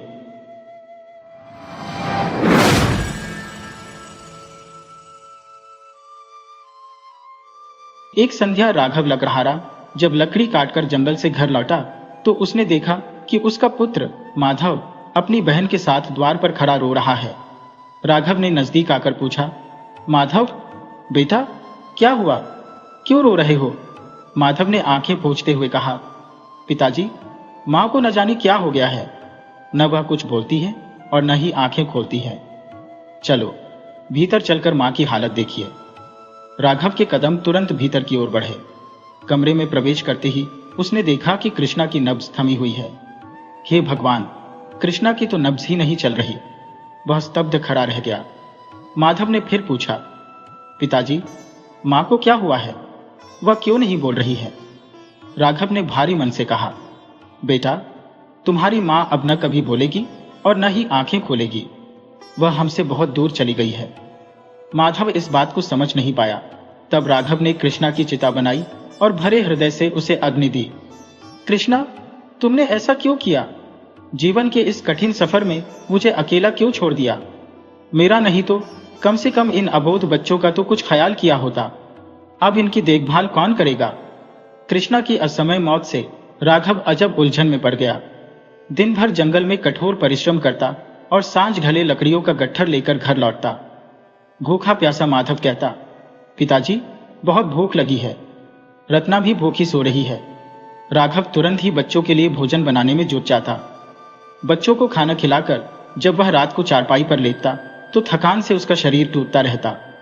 वह सोचता, मेरे जीवन की नया ऐसे कैसे चलेगी? बिना मां के बच्चों को मैं अकेला कब तक इस प्रकार बनाकर खिलाता रहूंगा? दिन रात के अथक परिश्रम से उसका स्वास्थ्य बिगड़ने लगा। गांव वाले समझाते, राघव, ऐसा कब तक चलेगा? अगर तुम इसी प्रकार काम में लगे रहे तो शीघ्र ही बीमार पड़ जाओगे। दूसरा, विवाह कर लो, कम से कम बच्चों की परवरिश की चिंता तो दूर हो जाएगी। राघव ने दृढ़ता से कहा, नहीं, मैं दूसरी शादी कभी नहीं करूंगा। सौतेली मां आकर बच्चों के साथ कैसा व्यवहार करेगी, यह सोचकर डर लगता है। उसके दिन संघर्षमय बीत रहे थे। एक दिन जब वह शहर से लकड़ियां बेचकर घर लौट रहा था, उसने रास्ते में एक औरत के रोने की आवाज सुनी। उसने दिशा में जाकर देखा, एक स्त्री रो रही थी। राघव ने पूछा, कौन हो तुम और क्यों रो रही हो? वह बोली, मैं वसुधा हूं। आज ही मेरे पति का देहांत हो गया है। अब मेरा इस दुनिया में कोई नहीं है, इसलिए मैं आत्महत्या करने आई हूं। राघव के मन में एक विचार आया, इस स्त्री का पति मर गया है और मेरी पत्नी भी नहीं रही। क्यों न मैं इस स्त्री से विवाह कर लूं? इससे उसे भी सहारा मिलेगा और मेरे बच्चों को देखभाल करने वाली मां मिल जाएगी। उसने वसुधा से कहा, वसुधा, आत्महत्या कायरता है। घबराओ नहीं, मैं तुम्हारा सहारा बनूंगा, मैं तुमसे विवाह करूंगा। वसुधा ने आश्चर्य से पूछा, ये आप क्या कह रहे हैं? राघव ने शांतिपूर्वक कहा, मैं ठीक कह रहा हूं, मैंने भी अपनी पत्नी को खोया है। फिर उसने वसुधा को अपनी पूरी कहानी सुनाई। वसुधा, अगर तुम मेरे साथ विवाह करने को तैयार हो जाओ तो मेरे अनाथ बच्चों का जीवन संवर सकता है और तुम्हें भी जीने का सहारा मिल सकता है। राघव की सारी बातें सुनकर वसुधा गहरे विचारों में डूब गई और फिर बोली, मुझे आपका प्रस्ताव स्वीकार है। वह तत्परता से राघव के साथ उसके घर की ओर चल पड़ी। वसुधा को अपने पिता के साथ देख माधव ने उत्सुकता से पूछा, पिताजी, यह कौन है? राघव ने उत्तर दिया, बेटा, यह तुम्हारी और रत्ना की नई माँ है। नई माँ? माधव ने आश्चर्य से पूछा, क्या वह हमें पहले वाली माँ की तरह प्यार करेंगी? हाँ बेटा, वह तुम्हें बहुत प्यार करेंगी और तुम्हारा और रत्ना का पूरा ख्याल रखेंगी। अगले ही दिन गांव वालों की उपस्थिति में राघव ने वसुधा से विवाह कर लिया। गांव वालों ने राघव के निर्णय की प्रशंसा की। राघव ने दूसरा विवाह करके बहुत अच्छा किया। अब उसके बच्चों का ठीक से लालन पालन हो जाएगा। राघव का बिखरा हुआ घर पुनः बस गया। वसुधा ने राघव और उसके बच्चों का ध्यान रखना शुरू किया। समय बीतता गया और एक दिन वसुधा ने राघव से कहा, सुनो जी, एक खुशखबरी है। मेरे पांव भारी हैं, क्या तुम मां बनने वाली हो? राघव ने यह सुनकर प्रसन्नता से पूछा। वसुधा के गर्भवती होने की खबर सुनकर राघव बेहद खुश हुआ। वसुधा का सारा ध्यान नवजात कन्या पर केंद्रित हो गया। धीरे धीरे उसने माधव और रत्ना का ख्याल रखना लगभग छोड़ दिया। माधव ने चिंता जताते हुए कहा, नई मां को क्या हो गया है? जब से नन्ही बहन पैदा हुई है वह हमारा ख्याल नहीं रखती। राघव भी वसुधा के बदलते व्यवहार से परेशान था। एक शाम जब वह जंगल से लकड़ी काटकर घर लौटा, उसने देखा कि दोनों बच्चे घर के बाहर बैठे थे। पिताजी, बहुत भूख लगी है, रत्ना ने कहा। राघव ने चिंतित होकर पूछा, तुम लोग भूखे हो? तुम्हारी मां कहां है? क्या उसने तुम्हारे लिए खाना नहीं बनाया? माधव रोते हुए बोला, पिताजी, हम सुबह से भूखे हैं। जब हमने नई मां से रोटी मांगी तो उसने हमें मार दिया। राघव ने तुरंत बच्चों को लेकर वसुधा से सवाल किया, वसुधा, क्या यह सच है जो ये बच्चे कह रहे हैं? वसुधा गुस्से में बोली, नास बेटे, बाप को सिखा पढ़ा दिया। राघव ने शांत स्वर में कहा, वसुधा, बच्चों पर चिल्लाने की जरूरत नहीं है। मैंने तुमसे जो पूछा है उसका जवाब दो। वसुधा ने क्रोधित होकर कहा, हाँ, मैंने मारा था। ये हमेशा खाने को रोटी मानते रहते हैं, जैसे इनके बाप ने मुझे नौकरानी बना रखा है। राघव ने समझाने की कोशिश की, वसुधा, दीपा की तरह यह दोनों भी तुम्हारे ही बच्चे हैं। हाँ, ये मेरे बच्चे हैं, लेकिन सगे नहीं, सौतेले हैं, वसुधा ने तीखे स्वर में कहा। राघव ने गंभीरता से कहा, अगर तुमने इन्हें फिर से लावारिस कहा तो मुझसे बुरा कोई नहीं होगा। तो ठीक है, आज से मैं ही बच्चों को खाना बनाकर खिलाया करूंगा। राघव ने उसी समय खाना बनाने की तैयारी शुरू की और सोचा, वसुधा को पहचानने में मैंने बड़ी भूल कर दी। अब वह माधव और रत्ना का लालन पालन नहीं करेगी, बल्कि उन्हें परेशान करेगी। खाना बनाने के बाद राघव ने भूखे माधव और रत्ना को भोजन कराया। इस प्रकार 10 वर्ष बीत गए। माधव, रत्ना और दीपा बड़े हो गए थे। वसुधा दीपा से तो बहुत प्यार करती, लेकिन माधव और रत्ना से नफरत करती थी। माधव और रत्ना केवल राघव के प्यार के सहारे बड़े हुए। एक दिन जंगल की ओर जाते हुए राघव ने वसुधा से कहा, वसुधा, आज मेरा भोजन बनाकर जंगल में ले आना। राघव के जाने के बाद वसुधा खाना बनाने में जुट गई। जैसे ही उसने खाना बनाया, उसकी बेटी दीपा ने आकर कहा, मां, मैं पासी के बाग से फूल तोड़ने जाना चाहती हूं। वसुधा ने हंसते हुए कहा, तो इसमें पूछने की क्या बात है बेटी, जाओ, शौक से जाओ। दीपा खुशी से उछलती कूदती बाग की ओर चली गई। फिर वसुधा ने खाने को एक पोटली में बांधा और माधव से कहा, तुम्हारे पिताजी जंगल में लकड़ियां काटने गए हैं, जाओ, ये खाने की पोटली उन्हें दियाओ। माधव ने हिचकिचाते हुए कहा, मां, जंगल में तो भयानक जानवर रहते हैं, मुझे वहां जाने में डर लगता है।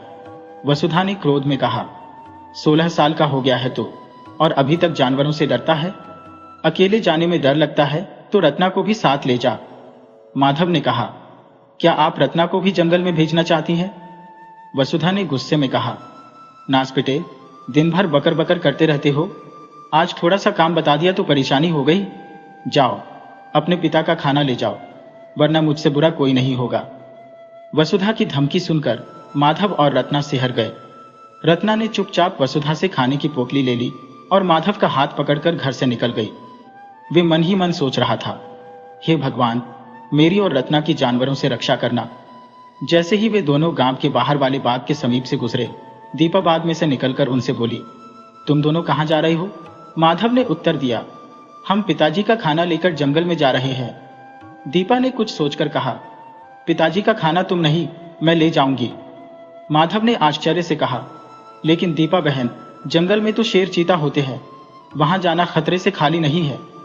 दीपा ने दृढ़ता से कहा, मैं शेर चीतों से नहीं डरती। उसने जिद करके रत्ना से खाने की पोटली ले ली और जंगल की ओर चल पड़ी। रत्ना ने चिंतित स्वर में कहा, अब क्या होगा भैया? माधव ने उत्तर दिया, दीपा बड़ी जिद्दी लड़की है, अगर हम उसका कहना नहीं मानते तो मां से हमारी शिकायत कर देती। अब तो यही ठीक रहेगा कि हम यहीं बैठकर दीपा के जंगल से लौटने की प्रतीक्षा करें। अतः वे दोनों बाग के बाहर ही बैठ गए। दूसरी ओर दीपा अपनी मस्ती में जंगल की ओर बढ़ी चली जा रही थी। दीपा जंगल में पहली बार आई थी, इसलिए वह जंगल के रास्तों से अनजान थी। धीरे धीरे दोपहर हो गई, लेकिन वह अपने पिता राघव को नहीं ढूंढ पाई। दीपा ने चौंकते हुए कहा, ओह, लगता है मैं रास्ता भटक गई हूं। दूसरी ओर जंगल में राघव भूख से व्याकुल होकर सोच रहा था, क्या बात है, वसुधा अभी तक खाना लेकर क्यों नहीं पहुंची? बाग के बाहर बैठे माधव और रत्ना भी परेशान थे। रत्ना ने कहा, भैया, बहुत देर हो गई। दीपा को अब तक तो जंगल से लौट आना चाहिए था, कहीं वह किसी संकट में तो नहीं फंस गई? माधव ने कहा, हां रत्ना, हमें जंगल में चलकर दीपा को खोजना चाहिए। अगर दीपा को कुछ हो गया तो मां हमें जिंदा नहीं छोड़ेगी। अतः माधव और रत्ना जल्दी से जंगल की ओर चल पड़े। उधर जंगल में भटकती दीपा को अब डर लगने लगा था। वह भयभीत होकर जंगल में बढ़ी चली जा रही थी। तभी उसे जंगल में एक मकान दिखाई दिया। उसने सोचा, मुझे इस मकान में जाकर गृहस्वामी से मदद मांगनी चाहिए, वे जरूर जंगल का रास्ता जानते होंगे। यह सोचकर वह उस मकान की ओर चल दी। वहां पहुंचकर उसने दरवाजा खटखटाया। अंदर से आवाज आई, दरवाजा खुला है, धकेल कर अंदर आ जाओ। दीपा ने डरते हुए दरवाजा खोला और घर के अंदर प्रवेश किया। उसने देखा कि सामने एक बूढ़ा बाबा बैठा था। दीपा ने उस बूढ़े से मदद मांगी, बाबा, क्या आप मुझे इस जंगल का मार्गदर्शन कर सकते हैं? क्यों नहीं, पर पहले तुम्हें झाड़ू से मेरे घर की सफाई करनी होगी, तभी मैं तुम्हें जंगल का रास्ता बताऊंगा, बाबा ने कहा। दीपा ने झाड़ू उठाया और घर की सफाई में जुट गई। एक कमरे की सफाई करने के बाद वह थक गई। जैसे ही वह दूसरे कमरे में पहुंची, उसे भूख लगने लगी। उसने सोचा, पहले पोटली का खाना खा लूं, फिर सफाई करूंगी। दीपा ने पोटली खोली और खाना खाने बैठ गई। खाना खाकर उसने झाड़ू एक कोने में रख दिया और वापस बाबा के पास जाकर बोली, बाबा, मैंने सारे मकान की सफाई कर दी है, अब आप मुझे जंगल का रास्ता बता दीजिए। दीपा की बात सुनकर बाबा क्रोध से भड़क उठे, झूठी लड़की, मुझसे झूठ बोलती है, जा इसी समय मुर्गी बन जा। अगले ही पल दीपा मुर्गी बन गई और कुकड़ू करने लगी। उधर माधव और रत्ना दीपा की खोज करते हुए उसी मकान के बाहर पहुंचे जिसमें दीपा गई थी। उन्होंने दरवाजा खटखटाया। अंदर से आवाज आई, दरवाजा खोलकर अंदर आ जाओ। अंदर आकर उन्होंने देखा कि एक बाबा बैठा है। माधव ने कहा, बाबा, इस जंगल में हमारी छोटी बहन दीपा खो गई है, क्या आप उसे ढूंढने में हमारी सहायता कर सकते हैं? बाबा ने उत्तर दिया, बेटा, मैं तुम्हारी बहन को खोजने में अवश्य सहायता करूंगा, पर पहले तुम्हें मेरा एक काम करना होगा। कौन सा काम, बाबा? माधव ने पूछा। बेटा, मैं बहुत बूढ़ा हूं, रात का खाना पकाने के लिए मेरे पास ईंधन समाप्त हो गया है, तुम्हें जंगल से लकड़ियां काटकर लानी होंगी, बाबा ने कहा। माधव ने एक पल सोचा और फिर कहा, ठीक है बाबा, मैं अभी जंगल से आपके लिए लकड़ियां काटकर लाता हूं। बाबा से कुल्हाड़ी लेकर माधव ने कहा, बाबा, मैं अपनी छोटी बहन रत्ना को आपके पास छोड़कर जा रहा हूं। बाबा ने कहा, कोई बात नहीं बेटा, मैं इसका पूरा ख्याल रखूंगा। माधव यह सुनकर जंगल की ओर निकल गया। दूसरी ओर थका हारा भूखा राघव घर पहुंचा और बोला, वसुधा, आज तुम जंगल में मेरा खाना लेकर क्यों नहीं आई? मैं सारा दिन भूखा ही लकड़ियां काटता रहा। वसुधा ने हैरानी से कहा, यह आप क्या कह रहे हैं? मैंने तो सुबह ही माधव और रत्ना को आपका खाना देकर जंगल में भेज दिया था। राघव ने गुस्से में कहा, क्या तुमने उन छोटे बच्चों को उस भयानक जंगल में भेजा? वे तो मेरे पास खाना लेकर नहीं पहुंचे। वसुधा के दिमाग में एक विचार आया, लेकिन दीपा बेटी कहां चली गई? वह भी तो सुबह से ही घर वापस नहीं लौटी है। राघव उल्टे पांव घर से बाहर निकला और जंगल की ओर चल पड़ा। उधर माधव जैसे ही एक पेड़ के पास से गुजरा, एक आवाज आई, मुझे बाहर निकालो, मुझे बाहर निकालो। माधव ने चौंक कर चारों ओर देखा, यह आवाज कहां से आ रही है? तभी आवाज पुनः आई, भाई सोच में मत पड़ो, तुम्हारे पास वाले पेड़ के नीचे एक बंद बोतल पड़ी है, मैं उसमें बंद हूं, कृपया मुझे बाहर निकाल दो। माधव ने पेड़ के पास पड़ी बोतल को देखा और बोला, ओह, इसमें तो कोई नन्हा सा आदमी बंद है। उसने बोतल उठाई और उसका ढक्कन खोल दिया। अगले ही पल उसे एक बड़े जिन की हंसने की आवाज सुनाई दी। जिन ने कहा, जानते हो बालक, तुमने मुझे बोतल से निकाला, इसके बदले में मैं तुम्हें क्या इनाम दूंगा? माधव ने कहा, नहीं, मैं नहीं जानता। जिन ने कहा, तो सुनो, मैंने सोच रखा था कि जो भी मुझे इस बोतल से निकालेगा मैं उसे खा जाऊंगा। हाँ बच्चे, अब तुम मरने के लिए तैयार हो जाओ। माधव ने सोचा, मुझे जल्दी ही कोई उपाय करना चाहिए, वरना यह जिन सचमुच मुझे खा जाएगा। उसने जिन से कहा, जिन भाई, तुम झूठ बोल रहे हो, तुम इतने विशालकाय हो, भला इस छोटी सी बोतल में कैसे आ सकते हो? अगर तुम इस बोतल में पुनः घुसकर दिखा दो तो मैं तुम्हारी बात मान जाऊंगा। जिन बोला, अरे बालक, यह तो मेरे बाएं हाथ का खेल है। कहकर जिन बोतल में घुस गया और माधव ने जल्दी से बोतल का ढक्कन बंद कर दिया। यह देखकर बोतल में बंद जिन चिल्लाया, अरे यह क्या किया? जल्दी से बोतल का ढक्कन खोलकर मुझे बाहर निकालो, ताकि मैं बाहर आकर तुम्हें खा सकूं। मुझे माफ कर दो भाई, अब मैं तुम्हें नहीं खाऊंगा, मुझे जल्दी से बाहर निकाल दो। जिन ने गिड़गिड़ाते हुए कहा। माधव ने ठंडे स्वर में कहा, नहीं, अब मैं तुम्हें कभी भी बाहर नहीं निकालूंगा। जिन ने विवश होकर कहा, मुझ पर विश्वास करो भाई, मैं तुम्हें बहुत सारी धन दौलत दूंगा। माधव ने कठोरता से उत्तर दिया, नहीं, मुझे तुम्हारी दौलत नहीं चाहिए। जिन ने चालाकी से कहा, तो क्या तुम बूढ़े जादूगर की कैद से अपनी बहन दीपा और रत्ना को नहीं छुड़वाना चाहते हो? तुम जिस बूढ़े के पास अपनी बहन रत्ना को छोड़कर आए हो, वह एक जादूगर है। वह लड़कियों को मुर्गी बनाकर उन्हें भूनकर खाता है, और तुम्हारी सौतेली बहन दीपा भी उसी के कब्जे में है। उसने उसे भी मुर्गी बना दिया है और तुम्हारी बहन रत्ना को भी। यदि तुम मुझे इस बोतल से पुनः निकाल दोगे तो मैं उस बूढ़े जादूगर की कैद से तुम्हारी दोनों बहनों को छुड़वा सकता हूं। माधव ने संजीदगी से कहा, तब तो मैं अभी तुम्हें बोतल से बाहर निकालता हूं। माधव ने पुनः बोतल का मुंह खोल दिया।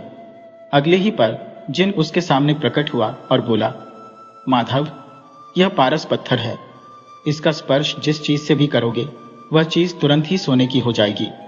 माधव ने जिन से पारस पत्थर लेकर रख लिया। फिर जिन ने माधव से कहा, माधव, जिस बोतल से तुमने मुझे निकाला है उस बोतल को ले जाओ और बूढ़े के पास जाकर इस बोतल से उसके माथे पर प्रहार करना।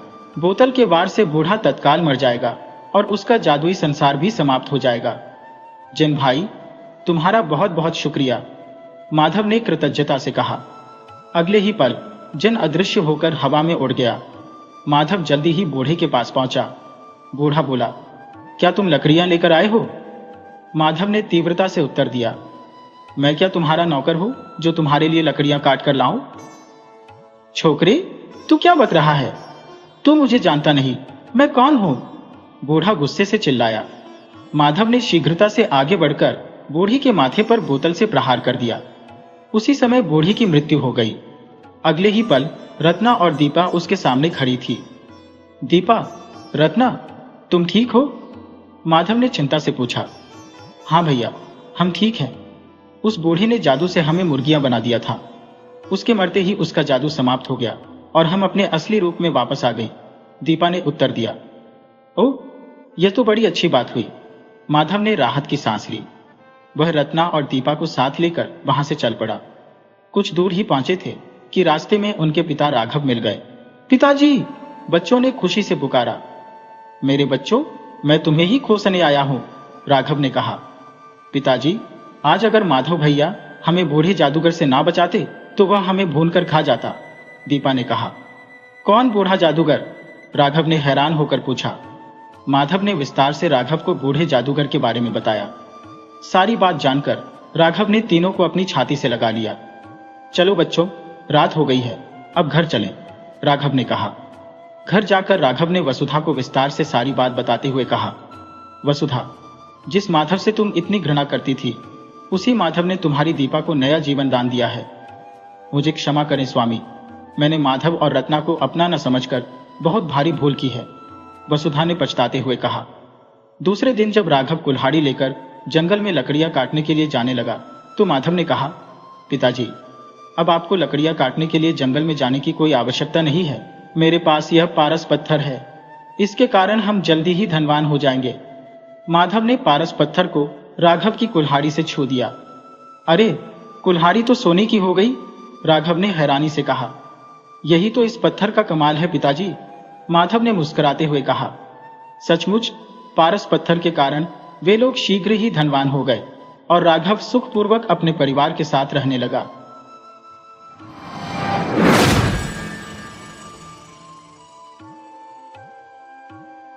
हरिपुर में रह रहे वृद्ध रामदास की एक पुत्री थी प्रभा, जो जन्म से ही मूक थी, किंतु वह श्रवण सक्षम थी। प्रभा के पड़ोस में रहने वाले नंदू को बचपन से ही प्रभा से अत्यधिक स्नेह था। वे दोनों साथ साथ खेलते हुए बड़े हुए थे। एक दिन नंदू ने प्रभा से कहा, प्रभा, वसंतपुर के महाराज अनंतपाल सिंह अपने राजमहल में एक मंदिर का निर्माण करवा रहे हैं। उस मंदिर के द्वार के लिए उन्हें चंदन की लकड़ी चाहिए, किंतु वसंतपुर में चंदन की लकड़ी नहीं मिलती। मैं चंदन की लकड़ियां इकट्ठा कर रहा हूं और कुछ महीनों बाद वसंतपुर जाकर महाराज अनंतपाल सिंह को ऊंचे दामों पर चंदन की लकड़ी बेचकर बहुत सारा धन अर्जित कर लूंगा। तब तुम मुझसे विवाह करोगी प्रभा? प्रभा ने कोई उत्तर नहीं दिया। नंदू की बात सुनकर वह वहां से चली गई।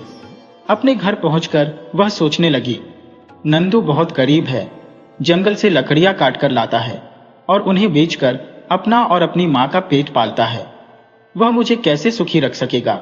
दूसरी ओर नंदू भी बहुत उदास हो गया। वह सोचने लगा, प्रभा ने मेरी बात का कोई उत्तर नहीं दिया। मैं तो उसके संकेतों की भाषा भी समझ लेता हूं। वह नहीं जानती कि मैं उससे कितना प्रेम करता हूं। काश मैं उसे समझा सकता कि मैं उसे कभी कोई तकलीफ नहीं होने दूंगा। प्रभा का पिता वृद्ध रामदास भी अपनी मूक बेटी के लिए हमेशा चिंतित रहता था। दिन इसी प्रकार बीत रहे थे। नंदू रोज जंगल से लकड़ियां काटकर लाता और उन्हें बाजार में बेचता। एक दिन वृद्ध रामदास जब अपने खेतों से लौटकर अपनी झोपड़ी में आया तो उसकी तबीयत बहुत खराब हो गई। प्रभा ने देखा कि उसका पिता बहुत बीमार है, तो वह नंदू को बुलाकर घर लाई। नंदू ने जब रामदास की तबीयत खराब देखी तो वह तुरंत वैद्य जी को बुलाकर लाया, किंतु वैद्य जी की औषधियों का रामदास पर कोई विशेष प्रभाव नहीं पड़ा। अंततः एक दिन रामदास ने प्रभा से कहा, प्रभा बेटी, अब मैं नहीं बचूंगा। मैं चाहता था कि तेरी शादी कर दूं और फिर चैन से मरूं, परंतु मेरे मन की बात मेरे मन में ही रह जाएगी। मगर मेरे जाने के बाद तू घबराना मत। पड़ोस के गांव राजापुर में मेरा तांत्रिक मित्र शंखनाद रहता है। तू राजापुर जाकर शंखनाद से मिलना और यह पत्र उसे दे देना। वह तेरे लिए कोई अच्छा प्रबंध कर देगा और तेरा विवाह भी करवा देगा। उसी दिन रामदास का निधन हो गया। गांव वालों ने मिलकर रामदास का अंतिम संस्कार किया। नंदू की मां ने मूक प्रभा को बहुत ढांस दिया, बेटी रो मत, हम तेरे साथ हैं। अगले दिन जब नंदू प्रभा के घर आया तो उसने देखा कि प्रभा अपना सामान एक पोटली में बांध रही है। वह समझ गया कि प्रभा कहीं जाने की तैयारी कर रही है। उसने पूछा, तुम तो कहीं जाने के लिए तैयार दिखती हो, कहाँ जा रही हो प्रभा? प्रभा ने इशारों में नंदू को बताया कि वह राजापुर जा रही है। तब नंदू उदास हो गया, क्या तुम यहां नहीं रह सकती? प्रभा, मेरे साथ मेरी बनकर रहो, मैं तुम्हें किसी प्रकार की कोई तकलीफ नहीं होने दूंगा। प्रभा ने नंदू की इस बात का कोई उत्तर नहीं दिया। तब वह बोला, ठीक है, यदि तुम जाना ही चाहती हो तो जाओ, मगर मुझे विश्वास है कि मेरा प्रेम तुम्हें एक दिन अवश्य ही मेरे पास वापस खींच लाएगा। यदि तुम कहो तो मैं तुम्हारे साथ चलूं। तुम्हें राजापुर छोड़कर वापस लौट आऊंगा। प्रभा ने इनकार में सिर हिला दिया और इशारों में नंदू को समझा दिया कि वह उसकी चिंता न करे, वह चली जाएगी। जब प्रभा राजापुर पहुंची तो वहां का दृश्य देखकर वह बहुत डर गई। असल में राजापुर में पिछले 2 दिनों से एक महामारी फैली हुई थी, जिसके कारण कई गांववासी मर चुके थे। हर जगह मृत्यु का तांडव देखकर प्रभा एक जगह पर रुक गई। उसे एक झोपड़ी में किसी के कराहने की तेज आवाज सुनाई दी। वह झोपड़ी के अंदर गई तो देखा कि बिस्तर पर एक वृद्ध व्यक्ति लेटा हुआ था। वह बोला, बेटी, तुम कौन हो? इस समय तुम मेरे लिए साक्षात देवी बनकर आई हो। असल में प्रभा यह नहीं जानती थी कि अनजाने में वह अपने पिता के मित्र तांत्रिक शंखनाद के यहाँ आ पहुंची है। वह व्यक्ति बोला, मैं तांत्रिक शंखनाद हूं बेटी। एक समय था जब मैं दुनिया को चमत्कार दिखाया करता था, पर आज लकवे का शिकार होकर लाचार पड़ा हूं। क्या तुम थोड़ी सी तकलीफ कर सकती हो? वह सामने कमंडल में जो जल रखा हुआ है उसे मेरे मुंह में डाल दो।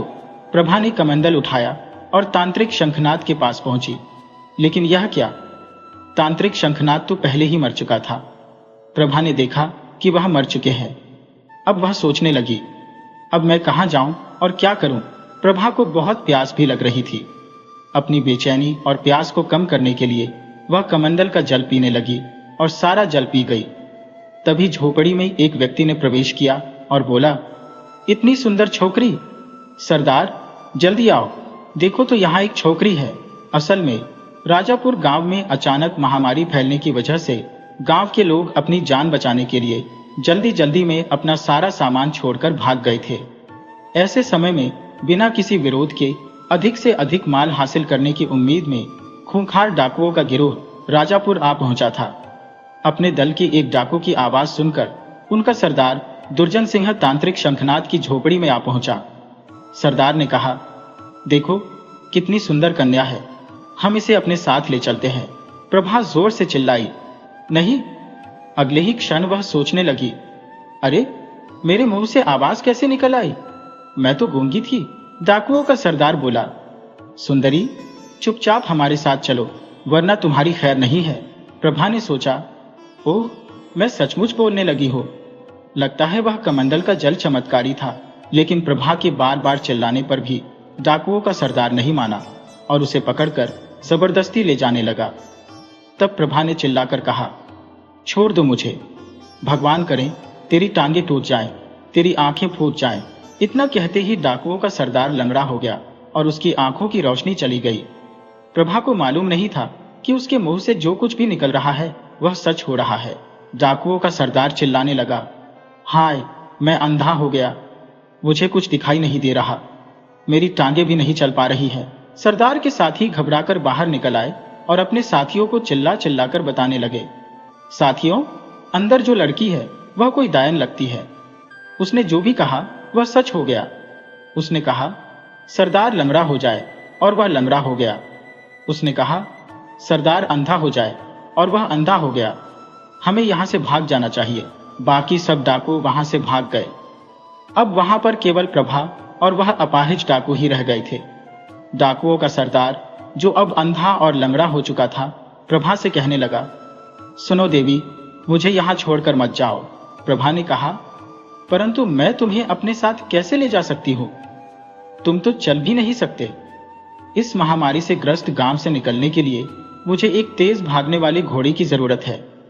तुम घोड़ा बन जाओ तो मैं तुम्हें अपने साथ रख सकती हो। प्रभा की बात पूरी होते ही डाकुओं का सरदार एक घोड़े में बदल गया। प्रभा ने सोचा, वाह, यह तो कमाल हो गया। इसके बाद वह घोड़े पर सवार हो गई और उस गांव से बाहर चल पड़ी। जल्द ही वह राजापुर गांव की सीमा से बाहर आ गई और वसंतपुर गांव में पहुंची। वहां चारों तरफ सन्नाटा छाया हुआ था। प्रभा ने सोचा, ऐसा लगता है जैसे मैं किसी मुर्दों की बस्ती में आ गई हूं।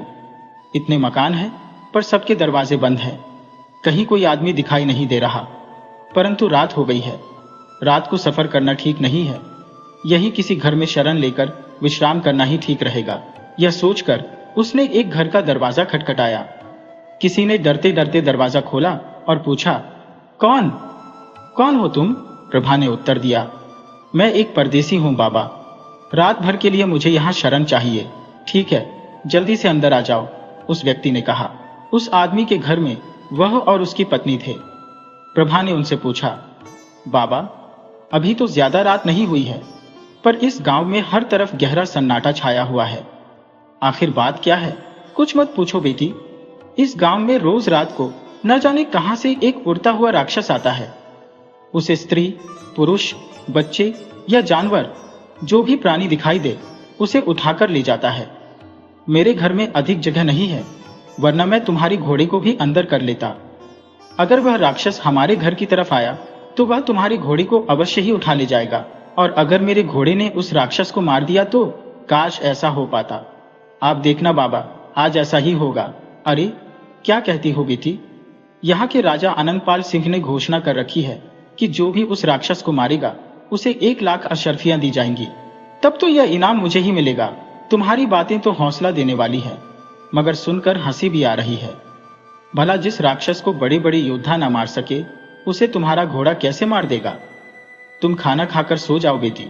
हम भगवान से प्रार्थना करेंगे कि राक्षस तुम्हारी घोड़ी को ना ले जाए। और फिर प्रभा बड़ी ही निश्चिंत होकर रात को सो गई। सुबह के समय उसे कुछ शोर सुनाई दिया। तब प्रभा की आंख खुली। घर के मालिक ने कहा, कमाल हो गया बेटी, तुम्हारे घोड़े ने सचमुच उस राक्षस को मार दिया है। बाहर चलकर देखो, राक्षस मरा पड़ा है। प्रभा उठकर बाहर आई तो देखा वहां बहुत भीड़ थी और वह विशालकाय राक्षस मरा पड़ा था। प्रभा का घोड़ा उसके सीने पर खड़ा था। राक्षस के मारे जाने की खबर राजा अनंगपाल सिंह के पास पहुंची। वे बोले, क्या कहते हो?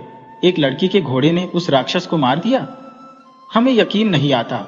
राजा अनंगपाल सिंह ने तुरंत अपने सेनापति को बुलाया और कहा, सेनापति शत्रुजीत, हम चाहते हैं कि उस लड़की को पूरे आदर और सम्मान के साथ हमारे सामने पेश किया जाए।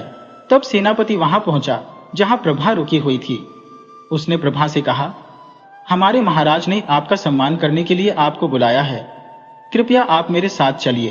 प्रभा सेनापति के साथ चल दी, किंतु उसे मालूम न था कि सेनापति के मन में क्या चल रहा था। वह मन ही मन में सोच रहा था, लड़की अच्छी है, अगर मैं इससे शादी कर लूं तो 1 लाख अशर्फियां भी मुझे ही मिल जाएंगी। हिम्मत करके सेनापति ने अपने दिल की बात प्रभा से कह दी। सुनो, मैं इस देश का सेनापति हूं, तुम मुझसे शादी करोगी? सेनापति की बात सुनकर प्रभा जोर से हंसने लगी और बोली, क्या बात करते हो चाचा, तुम तो बूढ़े हो रहे हो और मुझसे शादी करने के सपने देख रहे हो। प्रभा का इतना कहना था कि सेनापति अचानक बूढ़ा हो गया। वह सोचने लगा, हाय, यह मुझे क्या हो गया? मैं तो बिल्कुल बूढ़ा हो गया हूं। इस लड़की ने जो कुछ कहा वह सच हो गया। जरूर ही यह कोई मायावी है। और वह प्रभा को लेकर अपने साथ राज दरबार में पहुंचा। राजा ने पूछा, अरे तुम कौन हो? तुम्हारी शक्ल तो हमारे सेनापति से मिलती है। मैं सेनापति ही हूं महाराज, मगर मेरी यह दुर्दशा कैसे हो गई, इसके बारे में मैं आपको अकेले में बताना चाहूंगा। राजा अनंगपाल सिंह सेनापति को अपने गुप्त कक्ष में ले गए। वहां सेनापति ने अपनी हालत का कारण प्रभा को बताया, किंतु कुछ इस तरह से, महाराज, वह लड़की प्रभा मुझसे कहने लगी, अरे सेनापति हो तुम, मैं किसी सेनापति से ही शादी करना चाहती थी, किंतु तुम बूढ़े हो। उसका इतना कहना था कि मैं बूढ़ा हो गया। ये लड़की बहुत ही खतरनाक है महाराज, ये जो कहती है वह सच हो जाता है। सेनापति से प्रभा की इस विशेषता के बारे में जानकर राजा अनंगपाल सिंह चिंतित हो गए और विचार विमर्श करने के लिए अपने महामंत्री को बुलाया। महामंत्री विचार सेन ने कहा, मेरे विचार से हमें इस लड़की को सभी सुख सुविधाएं उपलब्ध करवानी चाहिए। क्या मतलब? मतलब यह महाराज कि हम इसे रहने के लिए एक अच्छा घर, खाने पीने के लिए बढ़िया पकवान और आराम के लिए नौकर नौकरानियां उपलब्ध करा देते हैं। और फिर महामंत्री विचार सेन ने अपनी पूरी योजना विस्तार पूर्वक राजा अनंगपाल सिंह और सेनापति को बता दी। यानी हम इस लड़की को हर तरह का आराम उपलब्ध करा देते हैं। बदले में हम अपने देश के दुश्मनों को दबाने में और उनका नाश करने में इस लड़की की मदद ले सकते हैं। फिर सब कुछ महामंत्री विचार सेन की योजना के अनुसार ही हुआ। प्रभा को रहने के लिए एक शानदार महल और सेवा के लिए नौकर नौकरानियां उपलब्ध करा दी गईं। साथ ही इनाम की 1 लाख अशर्फियां भी उसे दे दी गईं। कुछ दिनों बाद एक दिन राजा अनंगपाल ने महामंत्री विचार सेन के सुझाव पर अमल करते हुए प्रभा को अपने गुप्त कक्ष में बुलाया। प्रभा ने पूछा, आपने मुझे बुलाया महाराज? हाँ बेटिया, हम तुमसे एक बात पूछना चाहते हैं। क्या महाराज? हमारा पड़ोसी राज्य सुजानपुर बड़ा ही शक्तिशाली है। उसका राजा अर्जुन सिंह हमारे राज्य पर आक्रमण करने वाला है। यदि राजा अर्जुन सिंह ने आक्रमण कर दिया तो हम सब मारे जाएंगे और हमारा देश तबाह हो जाएगा। हमारे ज्योतिषी ने कहा है कि यदि तुम जैसी कोई कुंवारी कन्या भगवान से प्रार्थना करें कि राजा अर्जुन सिंह मर जाए और उसकी सेना में महामारी फैल जाए तो ही हमारा देश बच सकता है। किसी का बुरा चाहना तो कोई अच्छी बात नहीं है महाराज, पर किसी बुरे आदमी का बुरा चाहना मेरे विचार में बुरी बात नहीं है। मैं आज ही भगवान से प्रार्थना करूंगी कि राजा अर्जुन सिंह मर जाए और उसकी सेना में महामारी फैल जाए। राजा अनंतपाल की गिरादों से बेखबर प्रभा ने भगवान से प्रार्थना की। ऐसा करते ही राजा अर्जुन सिंह की मृत्यु हो गई और उसकी सेना में महामारी फैल गई। इसके कुछ दिनों बाद राजा अनंतपाल सिंह ने फिर से प्रभा को अपने गुप्त कक्ष में बुलाया और कहा, बिटिया, हमारे पड़ोस के राज्य ज्वालापुर की जनता पानी के अभाव से प्यासी मर रही है। वहां की नदियां सूख चुकी हैं। हम चाहते हैं कि वहां पर बाढ़ आ जाए और सारे में पानी पानी हो जाए, किंतु महाराज, मैं इसके लिए क्या कर सकती हूँ? बेटी, तुम भगवान से यह प्रार्थना कर सकती हो कि ज्वालापुर में बाढ़ आ जाए। और प्रभा ने जब ज्वालापुर में बाढ़ आने की बात जुबान से निकाली तो सारे ज्वालापुर में भयंकर बाढ़ आ गई और सब कुछ तहस नहस हो गया। ज्वालापुर में बाढ़ की खबर जब राजा अनंगपाल सिंह और उनके महामंत्री विचार सेन को पता चली तो वे दोनों बड़े ही प्रसन्न हुए। वाह महामंत्री, यह तो कमाल ही हो गया। हमारे दोनों पड़ोसी शत्रु राज्यों की हालत अब बहुत ही खराब हो चुकी है। अब यदि हम इन राज्यों पर आक्रमण कर दें तो हमारी विजय निश्चित होगी। प्रभा यह नहीं जानती थी कि वास्तव में राजा अनंगपाल ने उसे अपनी स्वार्थ सिद्धि का साधन बना लिया है। कुछ महीने और बीत गए। हर तरह की सुख सुविधाएं होते हुए भी प्रभा पूरी तरह से संतुष्ट नहीं थी। वह एक दिन सोच रही थी, कितने नौकर नौकरानियां हैं मेरी सेवा के लिए, परंतु फिर भी मैं कितनी अकेली हूँ। अब मुझे शादी कर लेनी चाहिए। उस रात जब प्रभा गहरी नींद में सो रही थी तो उसके महल में अचानक बहुत से सैनिक आ धमके और सोती हुई प्रभा को पलंग सहित उठा ले गए। प्रभा के महल के नौकर नौकरानियों को उन सैनिकों ने निर्दयता पूर्वक कत्ल कर दिया। जब प्रभा की आंख खुली तो वह घबराकर कहने लगी, मैं कहाँ हूँ और आप सब कौन है? सैनिकों ने जवाब दिया, हम आपके शुभचिंतक हैं, आपके मित्र हैं। हमने महामंत्री विचार सेन के कहने पर आपकी जान बचाई है। क्या मतलब? तभी महामंत्री विचार सेन ने वहां प्रवेश किया और बोले, मतलब मैं बताता हूँ कुमारी जी, हमारे राजा अनंतपाल ने आपकी वजह से अपने 2 शत्रु राज्यों पर विजय प्राप्त कर ली, किंतु अब वह इस डर से आपकी हत्या करवाना चाहते हैं कि कहीं कल को आप उनके लिए ही खतरा न बन जाए। प्रभा ने विस्मित होकर कहा, मैं आपकी बात नहीं समझी मंत्री जी। महामंत्री ने समझाया, क्योंकि आपकी बात हमेशा सच हो जाती है। इसी कारण महाराज अनंतपाल ने सोचा कि कल को तुम बसंतपुर की महारानी बनने के सपने ना देखने लगो, इसलिए उन्होंने तुम्हारी हत्या का आदेश दिया है, किंतु हमने तुम्हें बचा लिया। प्रभा ने कहा, मुझे विश्वास नहीं होता कि महाराज ऐसा आदेश दे सकते हैं। महामंत्री ने कहा, मगर सच्चाई यही है कुमारी जी, आप इन सैनिकों से पूछ लीजिए। मैंने अपनी जान पर खेलकर आपको बचाया है। महामंत्री विचार सेन ने अपने विश्वसनीय साथियों की मदद से प्रभा को यह विश्वास दिला दिया कि राजा अनंगपाल सिंह सचमुच ही उसे मार देना चाहता था।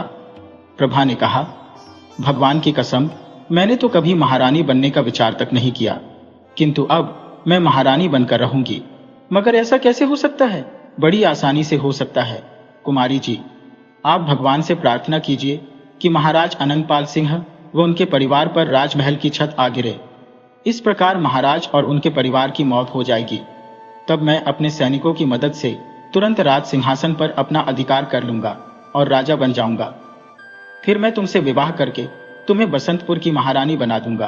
प्रभा ने कहा, ठीक है, यदि आप सच बोल रहे हैं तो मैं भगवान से प्रार्थना करती हूँ कि राजमहल की छत गिर जाए और महाराज की मृत्यु हो जाए, परंतु यदि आपने झूठ बोला तो भगवान आपको मिट्टी का बना दे।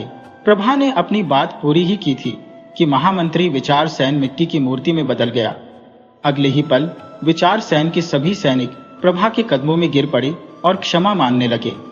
बाद में प्रभा के पूछने पर सैनिकों ने बताया कि महामंत्री विचार सेन के दिमाग में राजा अनंगपाल सिंह को मरवाकर राजा बनने का विचार आया था और उसी ने षड्यंत्र करके प्रभा के सभी नौकर नौकरानियों की हत्या करवाकर उसे महल से उठवा लिया था। वास्तव में महाराज अनंगपाल सिंह ने तो प्रभा के किसी बुरे की कल्पना तक न की थी। फिर प्रभा के कहने पर वे सभी सैनिक महाराज अनंगपाल के सामने प्रस्तुत हुए और उन्हें सारी सच्चाई बता दी। राजा ने कहा, उफ, मुझे विश्वास नहीं था कि महामंत्री विचारसेन ऐसा कर सकते हैं। राजा ने उन सभी सैनिकों को क्षमा कर दिया। राजा ने प्रभा से पूछा, प्रभा, अब तुम क्या चाहती हो बिटिया? महामंत्री विचारसेन की बातों से एक कामना प्रभा के दिल में घर कर गई थी और वह थी महारानी बनने की। वह निसंकोच होकर बोली, मैं बसंतपुर की महारानी बनना चाहती हूँ। क्या? जी हाँ महाराज, मुझे विश्वास है कि आप मेरी यह इच्छा अवश्य पूरी करेंगे। मगर बिटिया, हमारी और तुम्हारी उम्र में बड़ा ही अंतर है। गुस्ताखी माफ हो महाराज, आप तो मेरे पिता के समान हैं।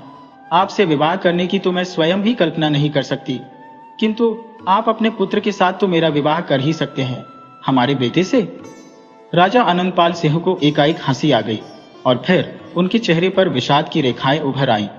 उन्होंने कहा, बिटिया, भगवान ने मुझे एक के बाद एक 4 बेटे दिए थे, किंतु मेरा सबसे बड़ा बेटा आज से 15 वर्ष पूर्व, जब वह 10 साल का था, एक सरोवर में डूबकर मर गया था। उससे छोटे 2 बेटे 10 साल पहले मेरे साथ जंगल में शिकार खेलने के लिए गए थे, परंतु एक नरभक्षी शेर ने आक्रमण कर दिया और दुर्भाग्य से वह मेरे दोनों बेटों को उठाकर ले गया। उस दिन के बाद से मैंने शिकार करना छोड़ दिया। अब मेरा एक बेटा और एक बिटिया है। बेटे की उम्र सिर्फ 8 साल की है और वह उम्र में तुमसे बहुत ही छोटा है। क्या अब भी तुम मेरे बेटे से विवाह करना चाहोगी?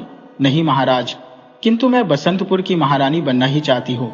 मेरी यह इच्छा पूरी करने के लिए आपको ही कोई उपाय करना होगा। प्रभा की जिद के आगे महाराज स्वयं को बेबस महसूस कर रहे थे। खैर, उस सभा के बाद महाराज जब अपने कक्ष में पहुंचे तो उनकी पत्नी ने पूछा, क्या बात है महाराज, आप बहुत ही उदास हैं। राजा अनंगपाल ने अपनी पत्नी को अपनी उदासी का कारण बता दिया और प्रभा के बारे में भी सब कुछ बता दिया। महारानी, उस लड़की की वाणी में इतनी अद्वितीय ताकत है कि वह जो भी कहती है वह सत्य हो जाता है। ठीक है महाराज, इस समस्या से मुक्ति पाने का उपाय मैं आपको बताती हूँ। अगले दिन महाराज ने प्रभा से कहा, बिटिया, हमने निर्णय लिया है कि कल सुबह जो भी व्यक्ति तुम्हारे राजमहल के बाहर सबसे पहले तुम्हें दिखाई देगा, उससे तुम्हारा विवाह कर देंगे और उसे अपना राज्य सौंप देंगे। इस प्रकार वह बसंतपुर का राजा बन जाएगा और तुम बसंतपुर की महारानी। राजा अनंगपाल की बात सुनकर प्रभा अत्यंत प्रसन्न हो गई। संयोगवश उसी रात प्रभा का बचपन का साथी नंदू चंदन की लकड़ियों का गट्ठर लेकर बसंतपुर आया। उसे पता चला था कि महाराज अनंगपाल सिंह को अपने राजमहल में एक मंदिर का द्वार बनाने के लिए चंदन की लकड़ियों की आवश्यकता है। सुबह सुबह नंदू लकड़ियों का गट्ठर लिए राजमहल पहुंचा। उसी समय प्रभा भी बाहर निकली। अरे नंदू, तुम यहाँ? प्रभा, तुम राजमहल में? और तुम बोलने कैसे लगी? तभी राजा अनंगपाल सिंह वहां आ पहुंचे। प्रभा, बिटिया, तुमने राजमहल से बाहर निकलकर इसी व्यक्ति को सबसे पहले देखा है। हम तुम्हारा विवाह इससे करवा देंगे। उसी दिन बड़ी धूमधाम से नंदू और प्रभा का विवाह संपन्न हुआ। प्रभा का कन्यादान स्वयं राजा अनंगपाल सिंह और उनकी पत्नी ने किया। विवाह के बाद महाराज ने कहा, बिटिया, कल हम तुम्हारे पति को अपना राज्य सौंपकर यह राज्य त्याग देंगे। इसलिए आज हम और महारानी तुम्हारे साथ भोजन करना चाहते हैं। फिर प्रभा और नंदू ने राजा अनंगपाल सिंह और उनकी पत्नी के साथ स्वादिष्ट और लजीज पकवानों का भोजन किया। भोजन बड़ा ही स्वादिष्ट था, किंतु भोजन करने के बाद अचानक प्रभा को चक्कर आने लगे। उफ, मुझे यह क्या हो रहा है? नंदू भी बोला, प्रभा, हमें जरूर ही झड़ दे दिया गया है। हम मरने वाले हैं। इससे अच्छा तो यह होता कि तुम हरिपुर गांव में ही गूंगी प्रभा के रूप में मुझे पति मान लेती। वास्तव में राजा अनंगपाल सिंह ने दोनों के भोजन में विष मिला दिया था। तब प्रभा बोली, मैं मरना नहीं चाहती नंदू। जब तुम पति के रूप में मुझे मिल ही गए हो तो मैं तुम्हारे साथ ही जीवन व्यतीत करना चाहती हूँ। इससे अच्छा तो मैं तुम्हारे साथ हरिपुर गांव में गूंगी ही भली थी। जहर के असर से प्रभा और नंदू तुरंत अपने होश खो बैठे, किंतु वे मरे नहीं। जब उन्हें होश आया तब वे हरिपुर गांव में थे। नंदू ने कहा, अरे, हम कहां पर आ गए? अपने ही घर में। वह खुश होकर बोला, और यह कौन है? प्रभा। अरे प्रभा, तुम ही हो? प्रभा ने हाँ में अपना सिर हिलाया। लेकिन चाहने पर भी वह कुछ बोल नहीं सकी। वह फिर से गूंगी हो गई थी। तांत्रिक शंखनाथ के यहाँ से उसने जो चमत्कारी जल पीकर वाणी प्राप्त की थी, वह उसकी अपनी ही बात के कारण नष्ट हो गई थी। जहर के असर के कारण बेहोश होने से पहले उसने यही इच्छा जाहिर की थी। तब नंदू ने कहा, मुझे लगता है मैंने कोई सपना देखा था, और सपने में मैंने यह भी देखा कि तुम बोलने लगी हो। मगर खैर, कोई बात नहीं। मुझे तो तुमसे प्यार है प्रभा। मैं तुम्हारे इशारों की सारी भाषा भी समझ लेता हूं। तुम्हें मैं कोई तकलीफ नहीं होने दूंगा। फिर से गूंगी होकर भी प्रभा बहुत खुश थी, क्योंकि नंदू के रूप में उसे बहुत प्यार करने वाला पति मिल चुका था, और नंदू की मां तो उसे अपनी बेटी की तरह चाहती थी। वीडियो अच्छी लगी हो तो इसे लाइक करें, और ऐसी ही मजेदार कहानियों के लिए चैनल को सब्सक्राइब करें और बेल आइकन दबाएं। ज़्यादा से ज़्यादा अपने दोस्तों को शेयर करें। धन्यवाद।